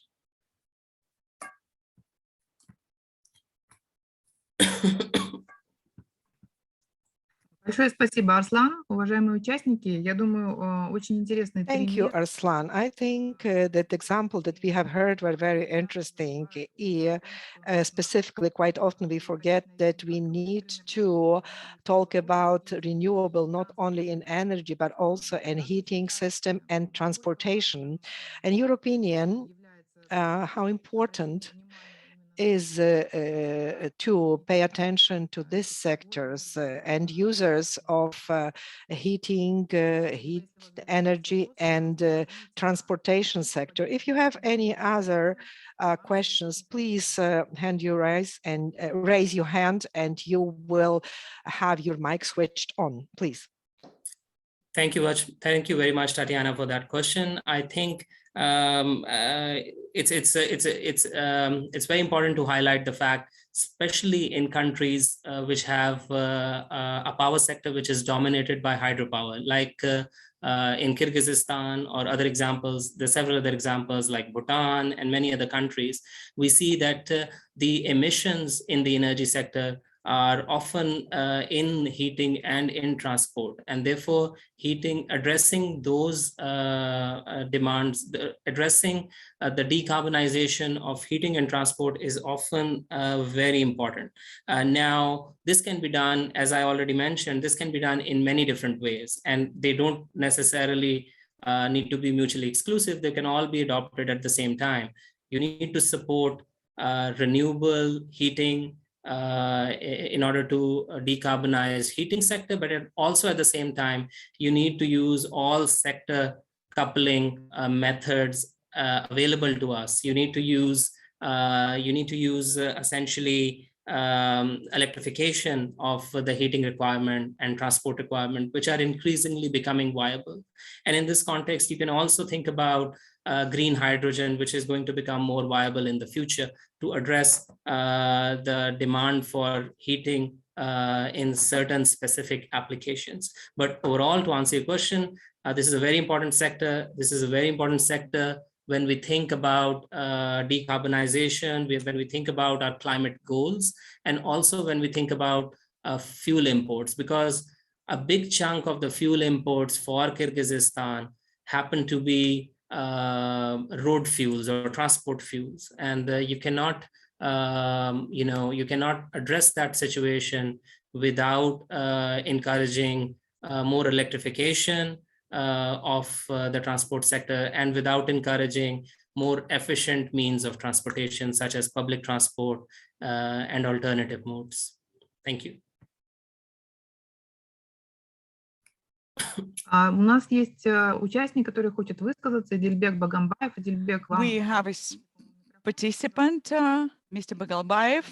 It seems that you have your microphone on. Please, the floor is yours. Yes, we can hear you well. Yes, I would like to greet you all now. And when I saw the recommendations that I've seen in your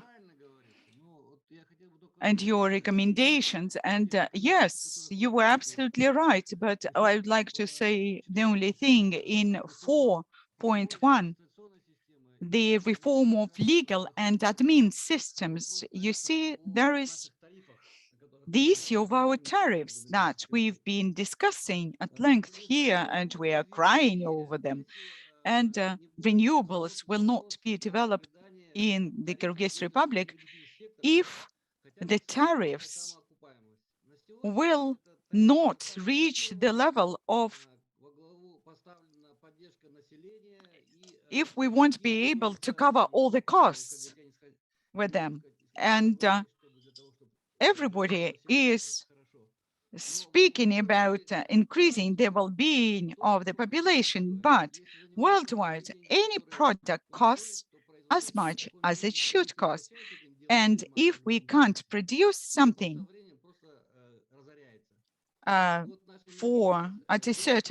with a certain price, then it will be simply, the sector will simply go bankrupt. And we have an issue with electric power generation, and this is linked to great extent to the self-repayment, cost recovery of this sector. And as of 2001, the government has been trying to change the tariffs, and it's still ongoing in 2021. It's the same discussion. We're speaking about the necessity to increase the tariffs, and we're not even speaking about profitability. We are speaking about the cost recovery, the tariffs that would be break-even tariffs. And at this point in time, the resources, the possibilities of this sector are exhausted, and there is a real risk of collapse. And I can tell you, if we don't sort out economic issues in Kyrgyz Republic, you won't be able to develop renewables and green energy. This is my remark. It won't be possible to develop the green energy if we don't sort out the economic aspects, which means tariffs, because tariffs are the basis for the development of the green energy. Because if we can't create a basic energy sector that is fully self-supporting, self-financing, we won't be able to develop the green energy. And at this point in time, this burden is pulling our energy sector to the bottom of the sea. And I can tell you that we are indebted to Chinese companies who could ask us to repay what they lent us. You drew a very black picture. No, I'm materialistic in my approach and in my point of view, because I believe that we should focus on these issues, economic issues. If we don't sort this out, then we'll just be looking at beautiful presentations and dream about it. So I believe that we should pay special attention to this issue in particular. And what is the real cost of electric power for household, for municipal needs? No, I can't really speak about it, because this is a question to the regulator. But as a person who works in a sector near to that, one sum, which is Kyrgyz currency, then it will be just the level of being break-even level, not profitable. So maybe some other colleagues will be able to talk about it, because in autumn last year, and when we saw a big increase in electric power prices, when we were speaking about that, they were speaking about the break-even level, reaching break-even level. If the cost of electric power if the price for the electric power for household would be 1.05 sum. I would like to say the following, that the government also removed the limit of the threshold of 700 kilowatt for mountainous reasons. and they have a tariff of something like half a sum, and the rest is being paid from the budget. And take into account that over 65% of our consumers are in that part of the population. You can see that the electric power is just one step away from a collapse. This is my personal opinion. Thank you very much. Mark wanted to say a couple of words about that.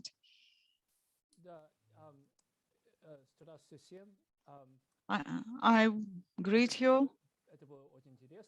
This was very interesting to listen to different opinions of different stakeholders.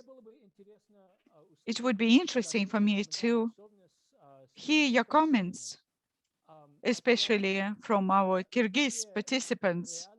What are real possibilities and political conditions are that would allow an increase of tariffs? First of all, whether we expect that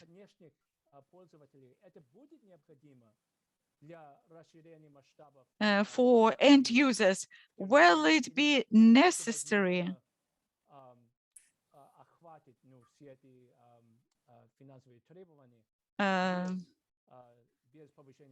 to do for the population? Will it be, is it feasible, or can we do it in any other way without increasing tariffs for the population?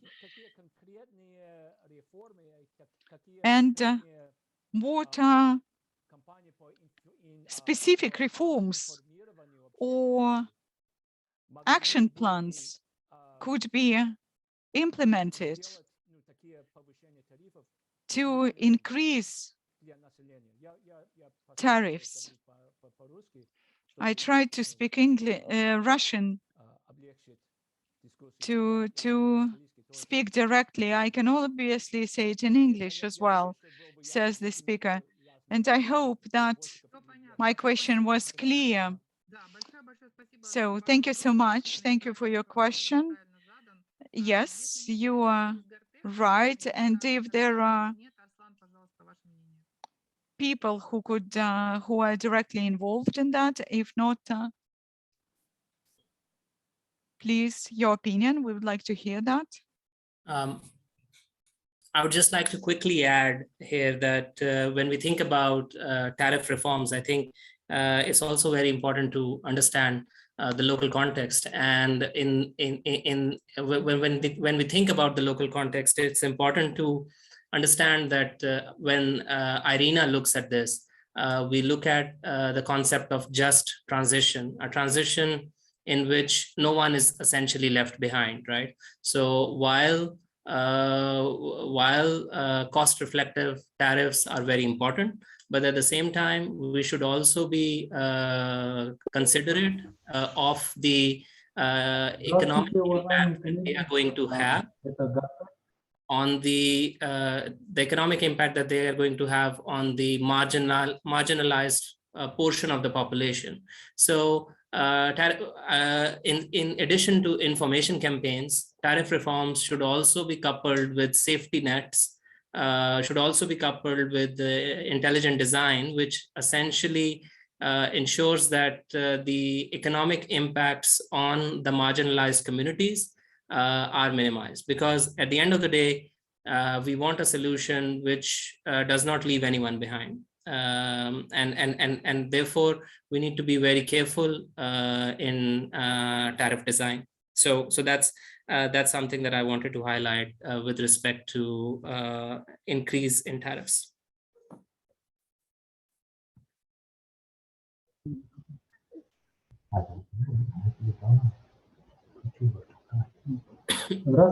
Спасибо, Арслан. Марк, ответил ли Арслан на ваш вопрос?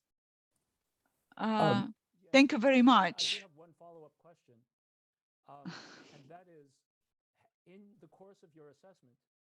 Did you identify what this safety net might look like and whether what the correct balance would be between retaining the safety net on the one hand and increasing tariffs in such a way that revenues and investment viability would be also assured at scale? That is the key question, it seems to me. It seems to all of us, it seems to me, that, that we need to find such a balance. And given the profound controversy of raising tariffs, not just for the poorest end users, but even for middle-class end users, given such controversies, it's, I would welcome your insights, if you have any from this study, about what the balance would look like. Thanks, Mark. So the study itself, of course, the assessment of where the tariff should be and what the support mechanism or what the safety net should look like is an extensive exercise, which is so far beyond the scope of our study. However, at the same time, there are several practices out there, as you know very well, that around the world, safety nets have been designed to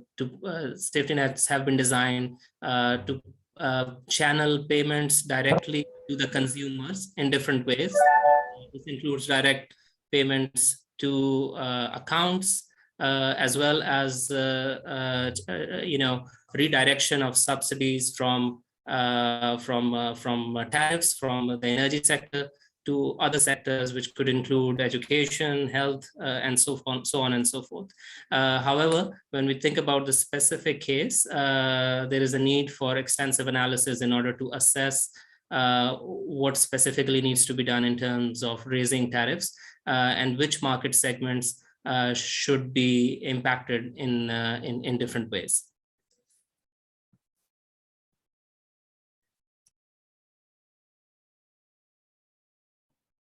Спасибо большое, Арслан. У нас еще есть вопрос от Алайбека Абозова и затем Тимура Аразалиева. Thank you very much. We also have questions from Mr. Abozov and Mr. Arazaliev.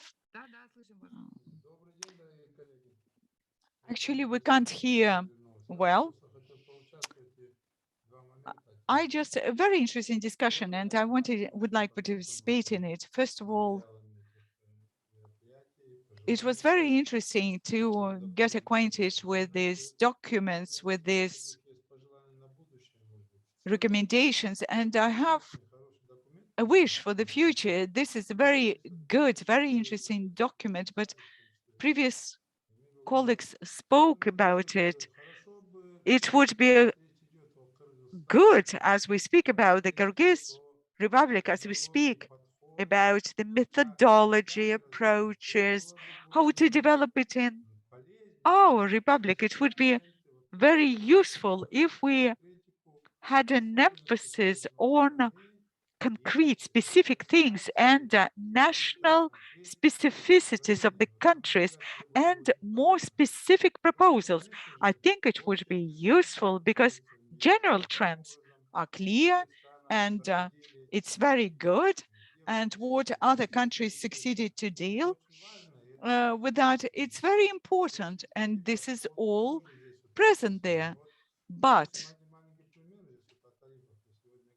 when we speak about tariffs, I think it would be good if we spoke about specific recommendations on tariffs, because this law we're speaking about, it's been redrafted and reviewed for the third time. At first, we decided to increase this or that.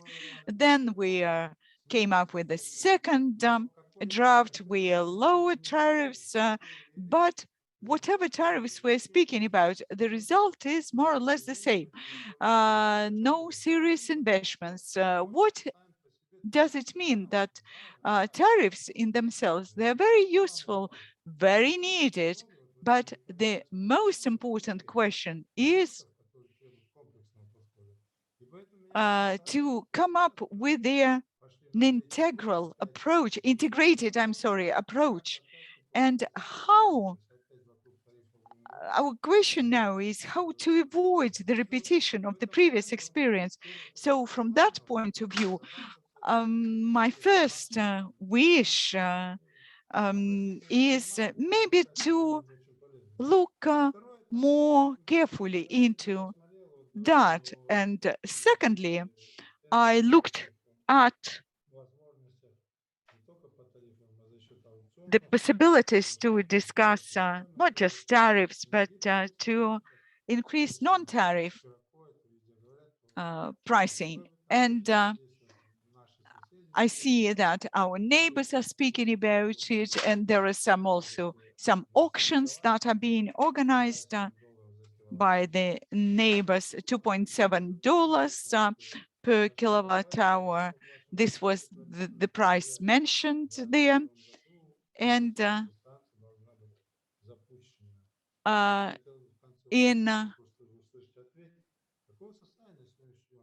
so the interpreter cannot figure out exactly what is being said. Sound volume varies. So in general, I think we should really consider this in better detail. This would allow us to look into this issue more specifically. Thank you very much. Thank you. Thank you. Thank you. Yes, I would just like to highlight that I think the comments are very specific and very helpful for work that still that needs to be done. With respect to the renewable readiness assessment, I would like to highlight that the RRA, the Renewable Readiness Assessment, is a starting point of such a specific cooperation. Now with the Kyrgyzstan as full member, we agree with all the stakeholders. We need to get them on board for action in the future. Going forward, both IRENA as well as partners like UNDP and other multilateral development banks, hopefully we will collaborate with all stakeholders and support the country in implementing and drafting specific actions.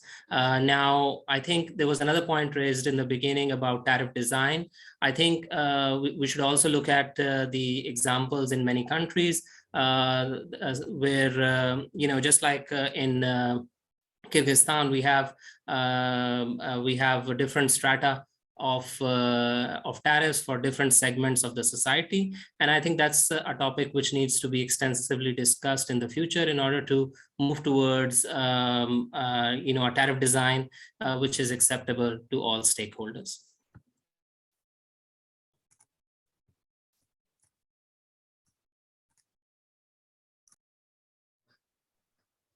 Спасибо большое, Арслан. Действительно, переход, скажем, Thank you very much, Arslan. True that transition to higher tariffs should be step by step and safe with safeguards. And the World Bank is supporting a project aiming at evaluation of realistic tariffs that could support our energy sector and the development of our energy sector. I would like to give the floor to Mr. Rozaliev. We are listening to you. Please turn your mic on. Здравствуйте, уважаемые коллеги. Dear colleagues, sorry, the sound is very echoing. Could you please ask the speaker to move maybe away from the mic? Maybe we could hear it better. Last year, new tariffs were introduced for, sorry, I couldn't hear what users on the 15th of October. Sorry, message from interpreter is practically not audible. I cannot translate the question, only bits and pieces. There were different separate categories, for example, some smelters, some gold producers, mining sector. для цементных заводов 1,3. Plants, I'm В sorry, соответствии it's not с audible. законом о возобновляемых источниках энергии для Interpreter объектов ВИЭ apologizes, применяется but it's максимальный not конечный тариф. audible. На сегодняшний день в соответствии с среднесрочной тарифной политикой, утвержденной Today, постановлением Кабинета министров in от 30 relation to сентября this номер 192, tariff для субъектов policy ВИЭ that is принимается reflected in the тариф decree для группы 192, потребителей промышленности. tariffs will be increased for a number of industrial Для users, субъекта ВИЭ есть методика по customers, определению тарифов, and где мы прописали there is a перечень необходимых methodology документов, в соответствии с for которым им будут determination устанавливаться of тарифы. На tariffs этом for different все. Если organizations. есть вопросы, This is готов what I ответить. wanted to share with you, and if you have any questions about it, I would be ready to reply to this. You represent Gortec, as far as I understand, but municipality technical services, yes, but can we consider any subsidies from Ministry of Finances to support supplies? And as we would like also to see some subsidies for the development of renewables. What is the situation right now? From where are you going to get the money to develop the renewables?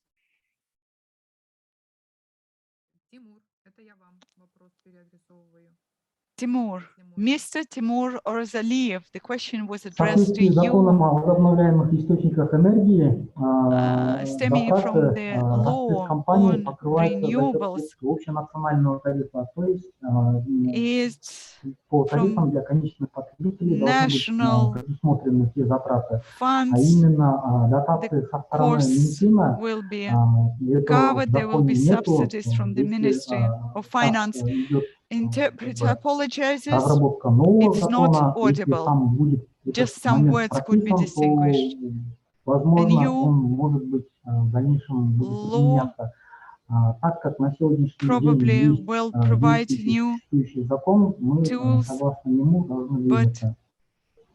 currently we are using the law that is in force now. Thank you very much. Ms. Eleonora Kazakova asked for the floor, as well as Mr. Beknur, but we are running out of time, and after that we would like to listen to the two additional presentations by Arslan on additional members, and then we'll listen to Beknur.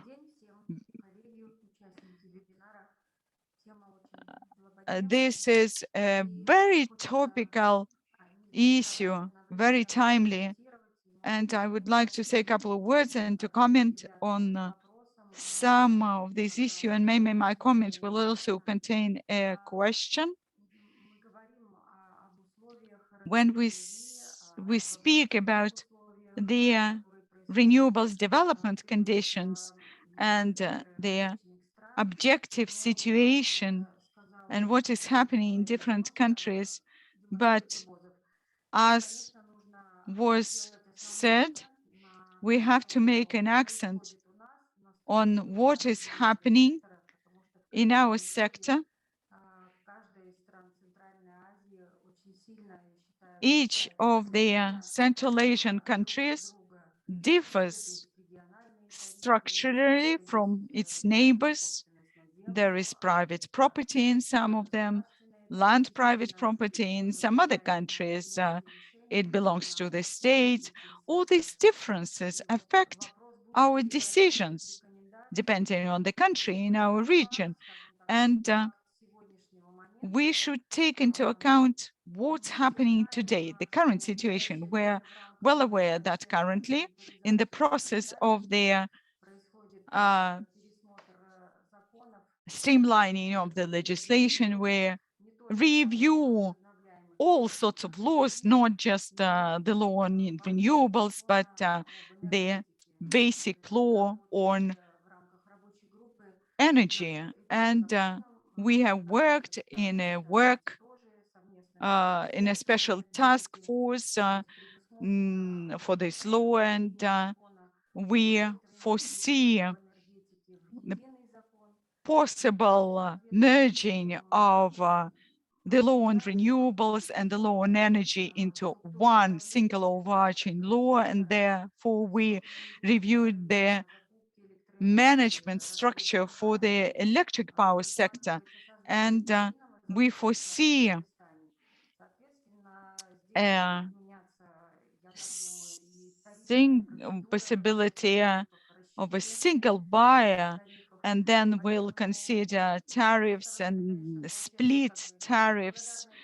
And but at the same time, we see there is some research and there are recommendations, and then all of a sudden it can change overnight.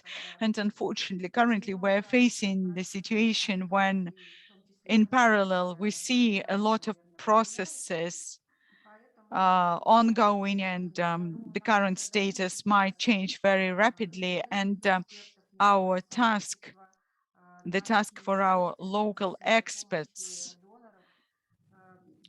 and in our ministry to use the donors and to develop recommendations based on the possible future changes. Therefore, we had a forum in Kyrgyzstan, forum on renewables, and representatives of the cabinet of ministers announced that as for the tariff policy, the issue of increasing tariffs will be considered, and no less by 5 cents. And as the currency, the exchange rate, currency exchange rate, rate changed, it's very difficult to say how the tariff policy is going to be adapted to different strata of the population, and how additional tariffs will be, separate tariffs will be introduced for renewables, and it will depend on the inflation and on the conversion rates. And I believe that currently we should be very careful in our focus in view of these forthcoming changes in the structure of the power sector, because a lot will depend on that. And I think that recommendations on renewables will influence that as well. Thank you very much, Leonora. Arslan, if you want to reply to this, it would be great. And then I'll give you the floor to present the two remaining sessions, and then we'll listen to Mr. Marazbekov to Beknur. I see your raised hand. We'll listen to you after that. Thank you. Arslan, the floor is yours. Thank you very much. Thank you very much, Tatiana. So yeah, a quick comment. I think the one thing that I took away from that from the comment was the need for planning, the need for going ahead and essentially looking at the local context. Kyrgyzstan is not Kazakhstan and not any of the other countries that we have mentioned in our example. So there is need for analysis, analysis and planning, which is based on the Kyrgyz context. And this is something that we try to do with the renewable readiness assessment also, while bringing the best practices from all over the world. We also try to look at the local context and see what can be done within the current situation. So unless we want to move into any other comments, I believe not, right? So this means that I will go ahead with the third session, right, Tatiana? Yeah, okay. All right. Thank you very much. And essentially the third session, given the interest that we've had in the different Q&A sessions, we are a bit short on time, so we will try to combine the session number 3 and session number 4 presentation together, and hopefully we can have a longer interval at the end for more discussion combined discussion on session 3 and 4.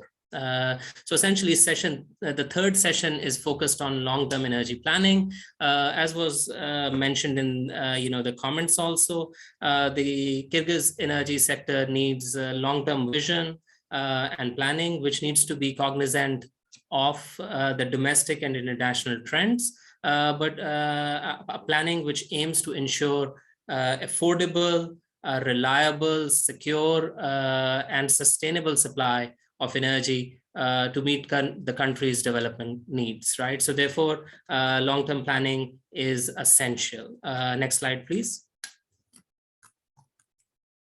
And so essentially, when you look at the background, we see that there are several different facets of planning, and essentially it starts for us with the resources. We need a better assessment of renewable energy resources to help pave the way for deployment. In the past, the potential for hydropower has been extensively analyzed. However, with changing climatic conditions, weather patterns, rainfall patterns, more needs to be done in order to assess where we need to go with the hydropower resource.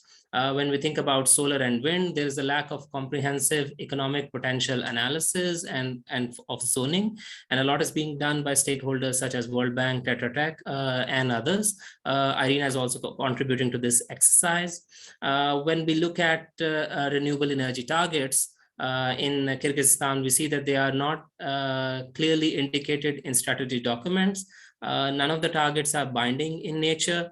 Often the responsible entities for achieving those targets are not identified, and they're not backed with concrete policies and regulations and detailed plans for achievement. Often they are not ambitious enough, not representative of the tremendous potential that Kyrgyzstan has in terms of its resources. And very importantly, the targets are often limited to the power sector, and the specific targets for the heating and transport sector have not been specified. And something which is very closely tied to targets is long-term energy planning, long-term scenario analysis. There are several challenges such as rising demand, aging infrastructure, increasing climatic impacts, the renewable the energy, food, and water nexus. All of these require a comprehensive development plan for the sector, and the energy policy needs to be supported by rigorous analysis and data gathering. So hopefully our recommendations are going to address all of these factors. Next slide, please. So essentially, our first recommendation for the decision makers of Kyrgyzstan is that we need to improve the renewable energy resource mapping. Zoning for solar PV and wind generation projects needs to be prioritized. Renewable energy zones are high quality resource areas where deployment is viable from a technical, economic, and environmental standpoint. Each zone's attributes such as annual generation, estimated levelized cost of energy can assist policymakers in national energy and climate planning. Now, on the one hand, this mapping can be a useful basis for project developers to potentially reduce deployment and transaction costs. And on the other hand, such mapping can support planning exercise. Now, IRENA's potential suitability analysis can serve as a first step towards a complete zoning assessment. This suitability analysis is going to be discussed in the next slide. Follow-up studies on IRENA's suitability analysis could be performed to essentially analyze in depth the technical and economic potential within the identified zones.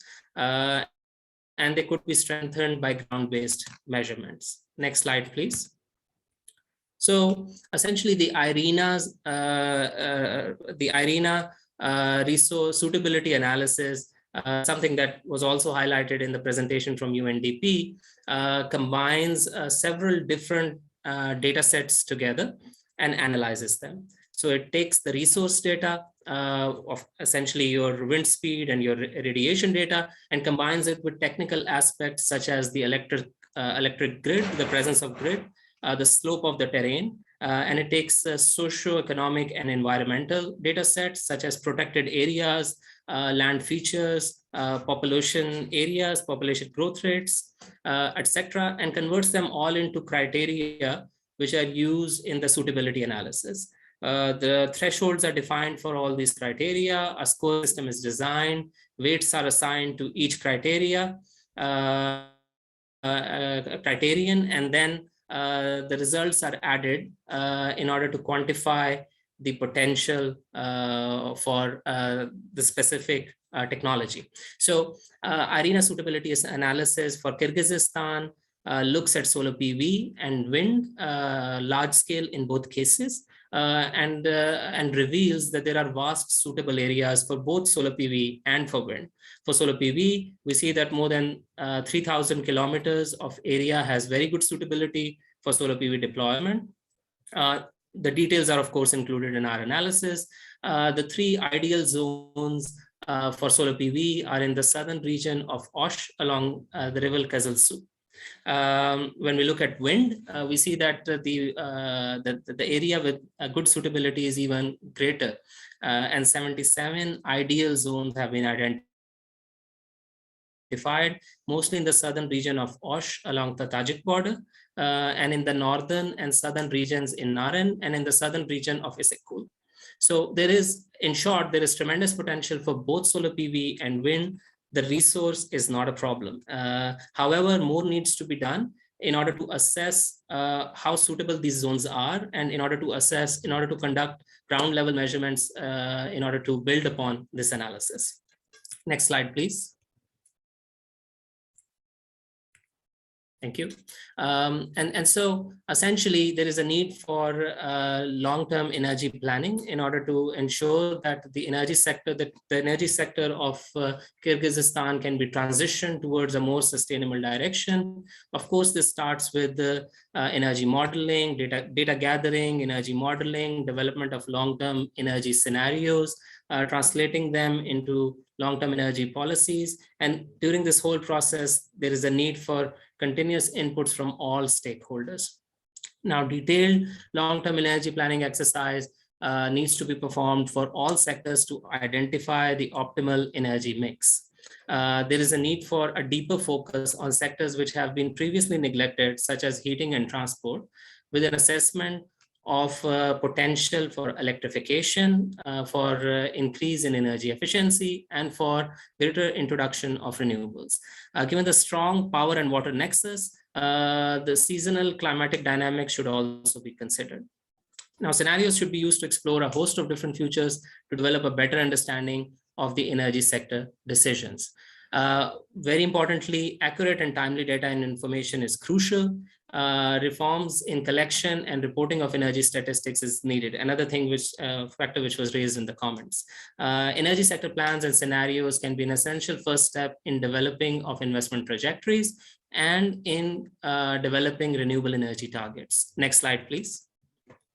The last recommendation within this category focuses on establishment of comprehensive and ambitious renewable energy targets. We need to send strong signal to all stakeholders through targets which are representative of the country's strong renewable energy potential, the declining technology cost, and the rising demand for energy. Targets should have a direct connection with national high-level priorities and should be backed by strong political commitment and legislations. And I think in this context, we already talk about the NDCs. There's a need for a strong linkage with the NDCs. Many countries around the world are coupling their NDCs and renewable energy targets. Once the targets have been defined at the energy sector level, they need to be translated or disaggregated for each sector: electricity, heat, transport. Within the electricity sector, we need to further disaggregate the targets that we have into different technologies such as solar PV and wind, and all the other technologies will need to be addressed. Stakeholder engagement, of course, is a must throughout the process. And very importantly, targets need to be binding, and the responsible entities should be identified for the targets to be effective. IRENA is contributing to this effort to help build capacity by conducting dissemination activities. This brings us to the end of this section. And with this, we will move to the last section, which is going to focus on on de-risking and capacity building. So next slide, please. So I'm quickly going to jump into some of the background observations that we have seen. We see that a large share, when we look at the investments and financing, we see that the large share of energy investment in Kyrgyzstan have been through foreign direct investments. Local banking sector does not have a track record of financing non-hydropower renewables. Lack of bankable renewable energy project proposals has been reported as a major deterrent to financing.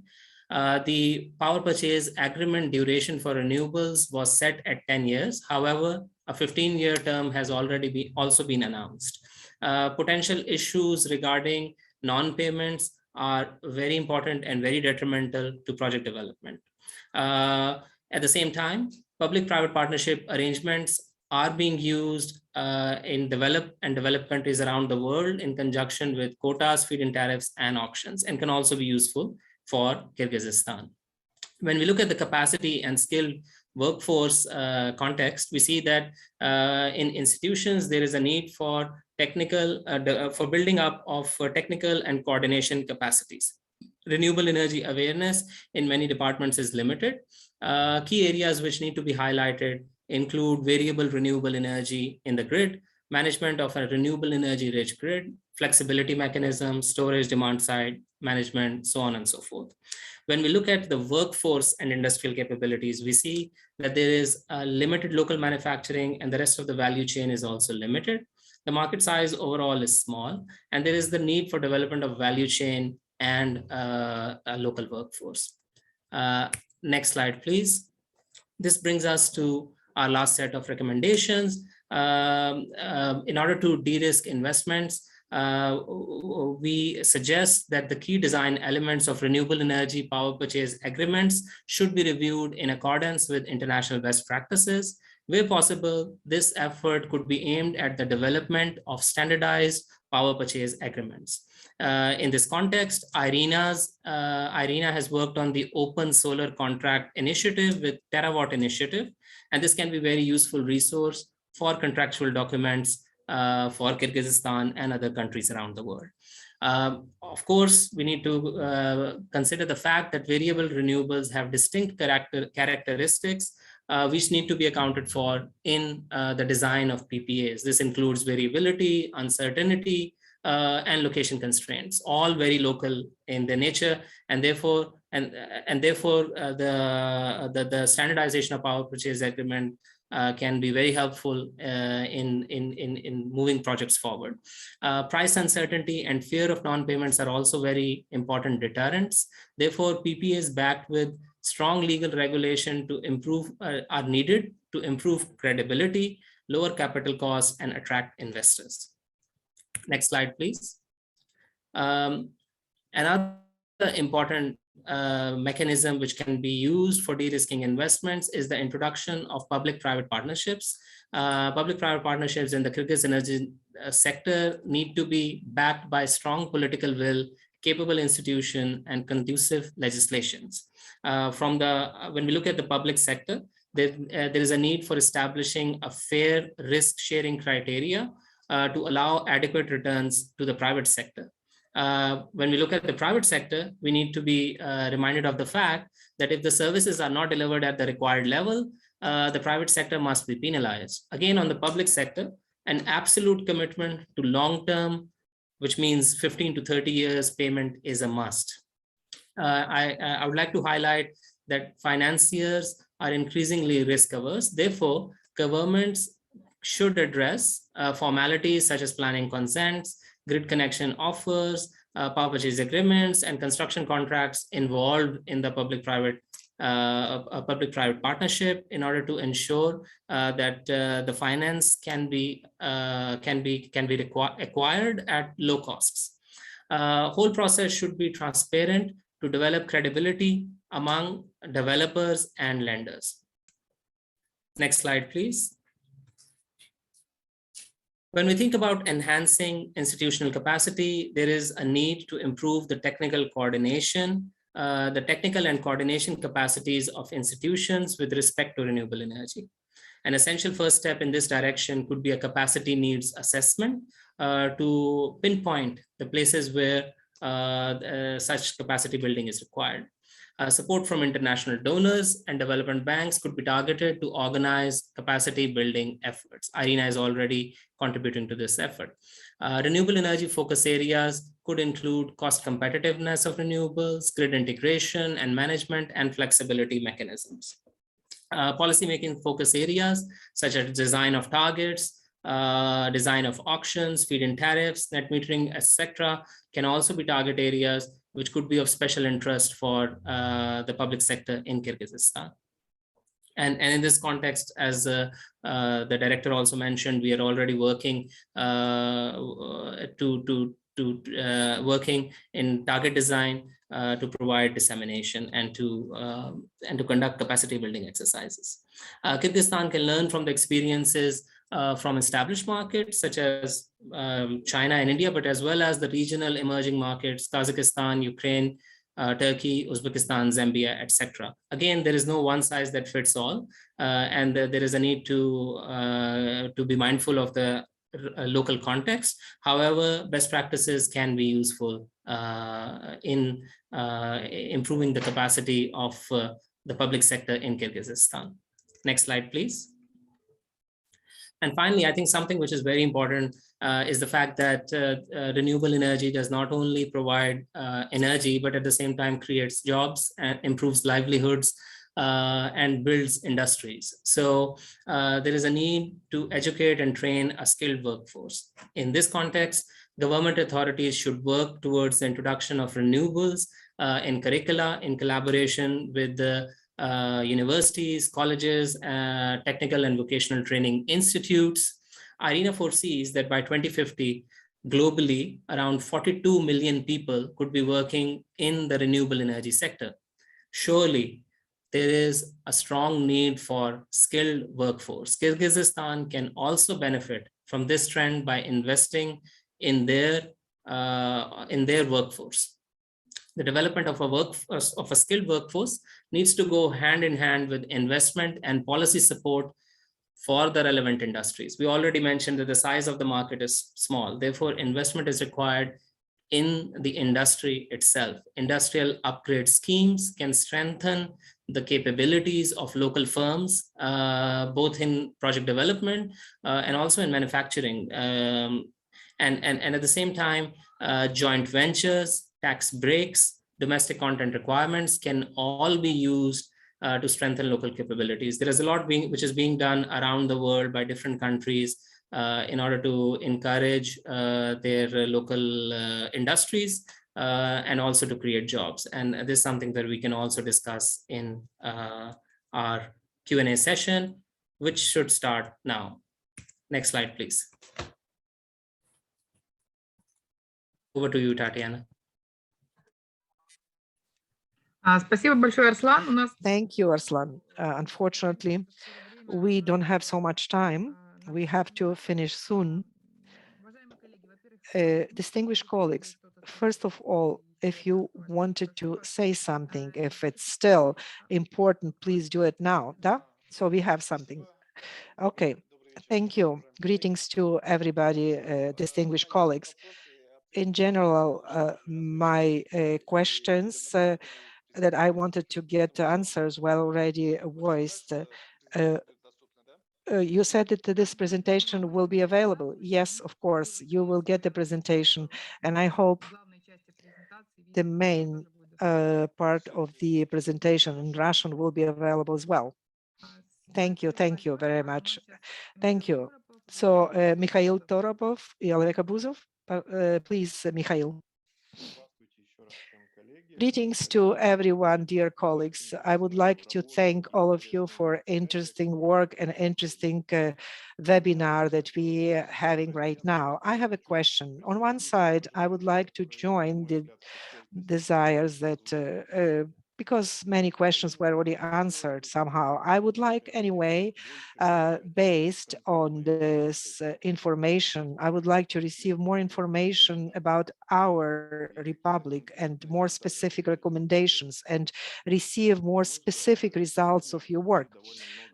Because in my opinion, we have today too broad information, which is practically already well known. The people are already prepared for that, but we would like to have more specific results and conclusions. And based on that, I have a question about the technical part. You have shown the map of the potential of PV and wind energy, and I would like to know what sources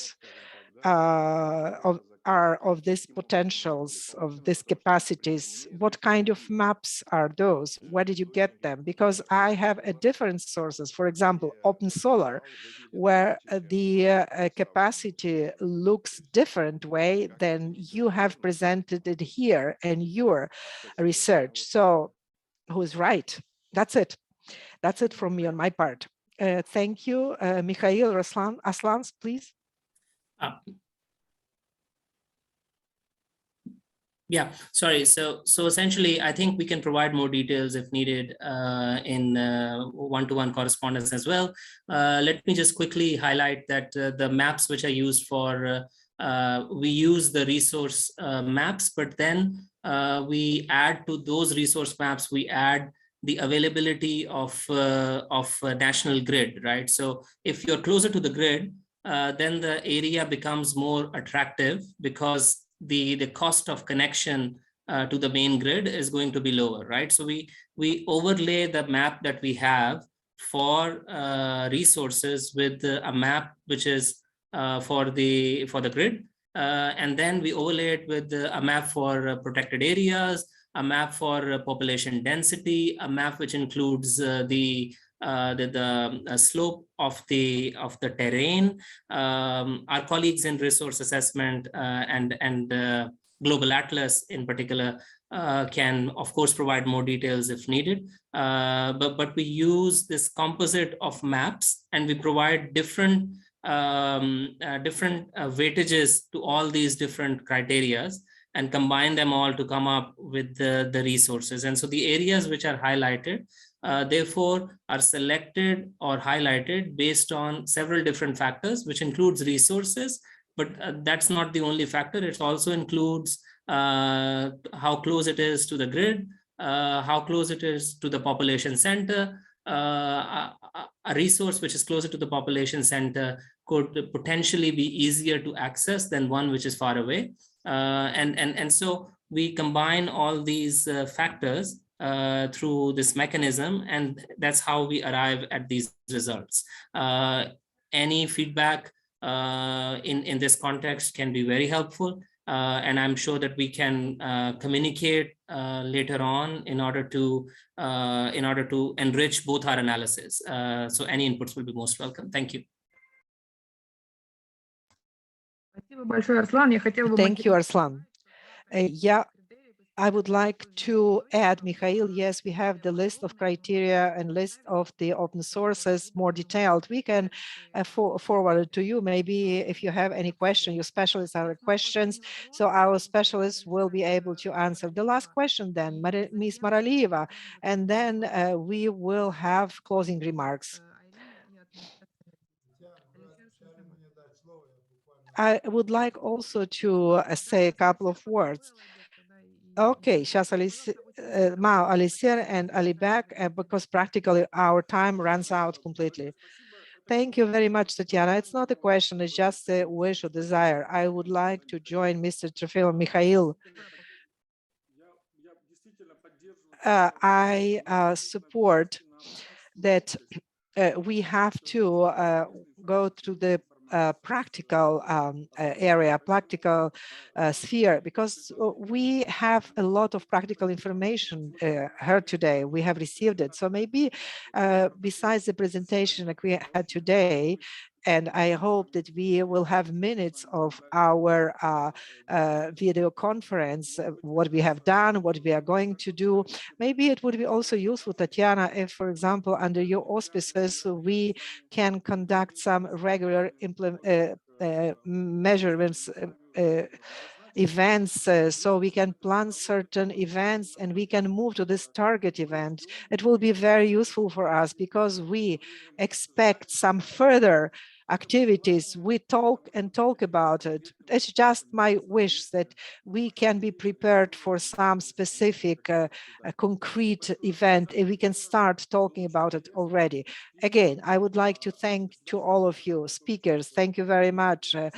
Government and entities that were present. Thank you very much. Thank you all. Thank you, Alisher. Let's think about it. I think the process of development of legislative acts has to be moving quickly. And I think that we will talk about it in the future events.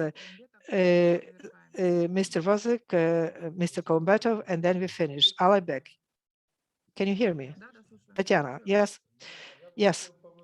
I would like to thank Arslana for very interesting, I will be brief, very good information. It's very important to know the resources and the zone. I have a question. Technology is clear. The only thing that I have to ask you, and Tatiana, you have mentioned that, as far as I understand, these materials were already taken from where they were evaluated, and there is access to this information. Would it be possible to receive these materials that are linked to the resources?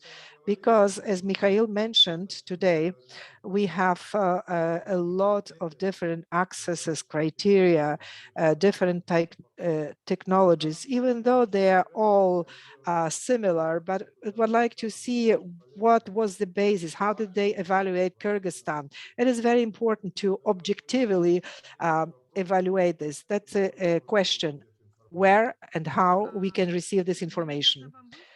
We will send you this information. I already have foreseen the questions of the participants. That's why I asked the colleagues to talk more and describe more specifically the methodology they have used. After this event, we are going to send it to you. We're going to receive it through you? Yes, Alexandra and myself. Thank you. Thank you. Janibek, thank you very much to the organizer for such an important topic for us. I have a question. Practically, it's a proposal. We have heard a lot of proposals, but I think there is a lack of analysis, what problems we have with implementation of VIA under Kyrgyz conditions. Secondly, I think we have to include the perspectives, what is possible to do in the country, not only natural resources, the basis that we can work or use. We can talk about Orlovka, Tashkebersky, enterprise. I don't know what else. Maybe there is something else that we can use. And based on this, I have another question. How far do we have to be oriented to use renewables, specifically in Kyrgyz, in our country's condition, when there is no natural capability to receive generation from the hydro, especially when there is low tides? And how can we use the Kyrgyz resources to move and spreading renewables? Thank you very much. A very interesting question. Arslan, can you briefly say something about it as an answer? Yeah, very quickly. I think the hydropower is highlighted, and I think it's important to move towards a more diversified system. So most of the challenges that we face are linked to seasonal variations, and by moving towards a more diversified system, which is not only includes hydropower, but also includes solar power and wind, which is spread out across the Kyrgyz grid, can make the system more flexible, can make the system more reliable, and can also use the existing evacuation capabilities of the grid while doing so. So I think the way forward should be a more diversified system, which uses all renewable energy generation technologies and not just relying on one power source. Thanks, Tatiana. Спасибо большое, Аслан. Thank you, Arslan. Unfortunately, our event is going to be ending soon. I want to apologize for two speakers. Valentina Makhmudovna, I saw your comment. You say that long-term planning is already on the way. You have an experience. You have a prognosis of long-term development. Yes, we acknowledge that we know about your plan to develop the long-term strategies. Mr. Joladin, unfortunately, our time is runs out. The Vice Prime Minister IRENA is waiting for us to finalize it. Please write to me, and I will write the answer to your question. Right now, I would like to invite for the final word, the head of the Department of Cooperation of IRENA, Mr. Basan. The floor is yours, please. Yeah, thanks very much, Tatiana and colleagues. I've had this opportunity Уважаемая Татьяна, to listen to some of these conversations, which is very fascinating. So, ladies and gentlemen, distinguished participants, we've now reached the end of this very important and very actively engaging workshop on the Renewable Readiness Assessment for Kyrgyzstan. And I want to thank you all for the very active and engaging participation we saw in this event, which my colleagues tells me is that quite special. And the fact that we were able to achieve such deep engagement in the context of a virtual event is truly remarkable. We've had a large number of interventions from participants, very clearly demonstrating the intent of participants to carry forward and implement some of these recommendations, which is very constructive indeed. And this is definitely going to help us further improving the RRA analysis and findings, particularly towards implementing these recommendations immediately. As an important milestone normally in IRENA's RRA process, today's validation workshop provided us an excellent platform for sharing our insights and exchanging views, and with the broad range of views and that we got, this provided an excellent space for discussion of the recommendations that we hope will transform the energy sector in Kyrgyz Republic through renewable energy. As we focus on the next steps, as was mentioned by some of the colleagues, we will produce a RRA validation workshop report where the discussions of today, what we agreed, what were the key points mentioned, etc., will all be captured. And this feedback will actually be used as inputs to the final RRA report that we'll be developing. And the most important outcome here is the final RRA report for the Kyrgyz Republic, which we'll develop together with the government, and will have make the necessary revisions, provide more granularity as was requested today, the feedback that we received today. And we will also put this report through a peer review process, internal and external. And very importantly, the comments and feedback from the government will be reflected. And we do expect to launch this RRA report together with the government in the second quarter of this year. But also important to note that IRENA's partnership with the Kyrgyz Republic doesn't stop with RRA. And we wanted to highlight the emphasis that IRENA has been placing of late on action on the ground, where we work with our membership, including Kyrgyz Republic, to support countries in their energy transition towards the 1.5-degree temperature goal of the Paris Agreement. So we want to ensure that the recommendations that we are identifying today and crafting advances in the shortest time possible the energy transition in the country and takes us towards the carbon neutrality by 2050. So we will continue to partner with the government of Kyrgyz Republic and implementation of these RRA recommendations. And also we could bring in our new work stream on facilitating project finance for implementation of some of these renewable energy and end-use electrification related initiatives that will support your NDC commitments. So I want to thank you all again for participating and offering very constructive and very insightful feedback during the workshop. We'd like to express our sincere gratitude to Vice Minister Tilak Aitaliev and his team at the ministry for their leadership and engagement and the significant contributions they've made, not just for this workshop, but ever since the inception of this process. Also, very grateful to Tatiana for her outstanding support in delivering today's event, moderating that effectively, and the excellent job that she's doing as we speak. And I'd also like to thank our international expert, Arsalan Khalid, for his excellent job in presenting the recommendations that we are developing, engage with the audience, and clarifying their questions, etc. During this consultation. We would also like to thank UNDP for their outstanding partnership that we have had from the very days when we started discussing RRA as a possibility, then supporting us through this whole process. And we'll continue to partner with UNDP in the RRA conclusion, but also implementing the RRA going forward in the future. But last but not the least, I want to thank my colleagues who work behind the scenes and in front of the scenes to bring to this workshop, Prasoon, Sasha, Yoshi, Elena, and Noor, for supporting IRENA deliver this workshop in this manner that you've seen today.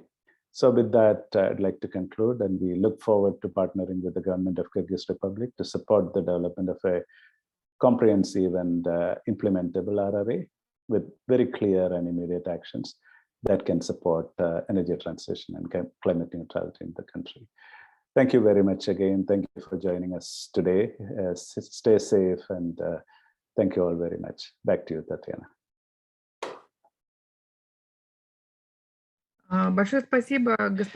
Thank you very much, Mr. Bazan, for your wonderful words. I would like to pass the floor to Mr. Italiev so he can finalize the seminar. If you're still with us, please, the floor is yours.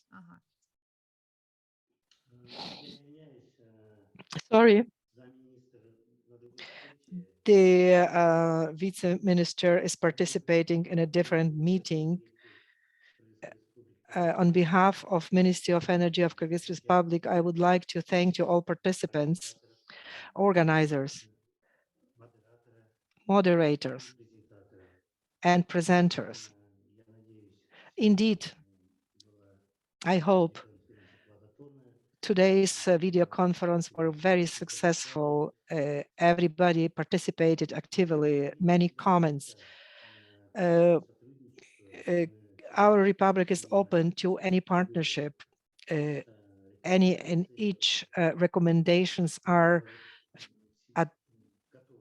accepted by us. We are ready for further cooperation, and we hope we will have continuation of our work on experience exchange. Thank you very much. That's all from my side. Thank you very much. Thank you. Distinguished colleagues, participants, thank you very much at such a successful discussion and good proposals. We will send you all materials of this webinar, and also we will tell you what to do next, how the work will be conducted, what assistance will be provided by IRENA. Thank you very much to all, and till the next meetings. Goodbye. Thank you, Tatiana. Goodbye. If you still have any questions, distinguished colleagues, please write.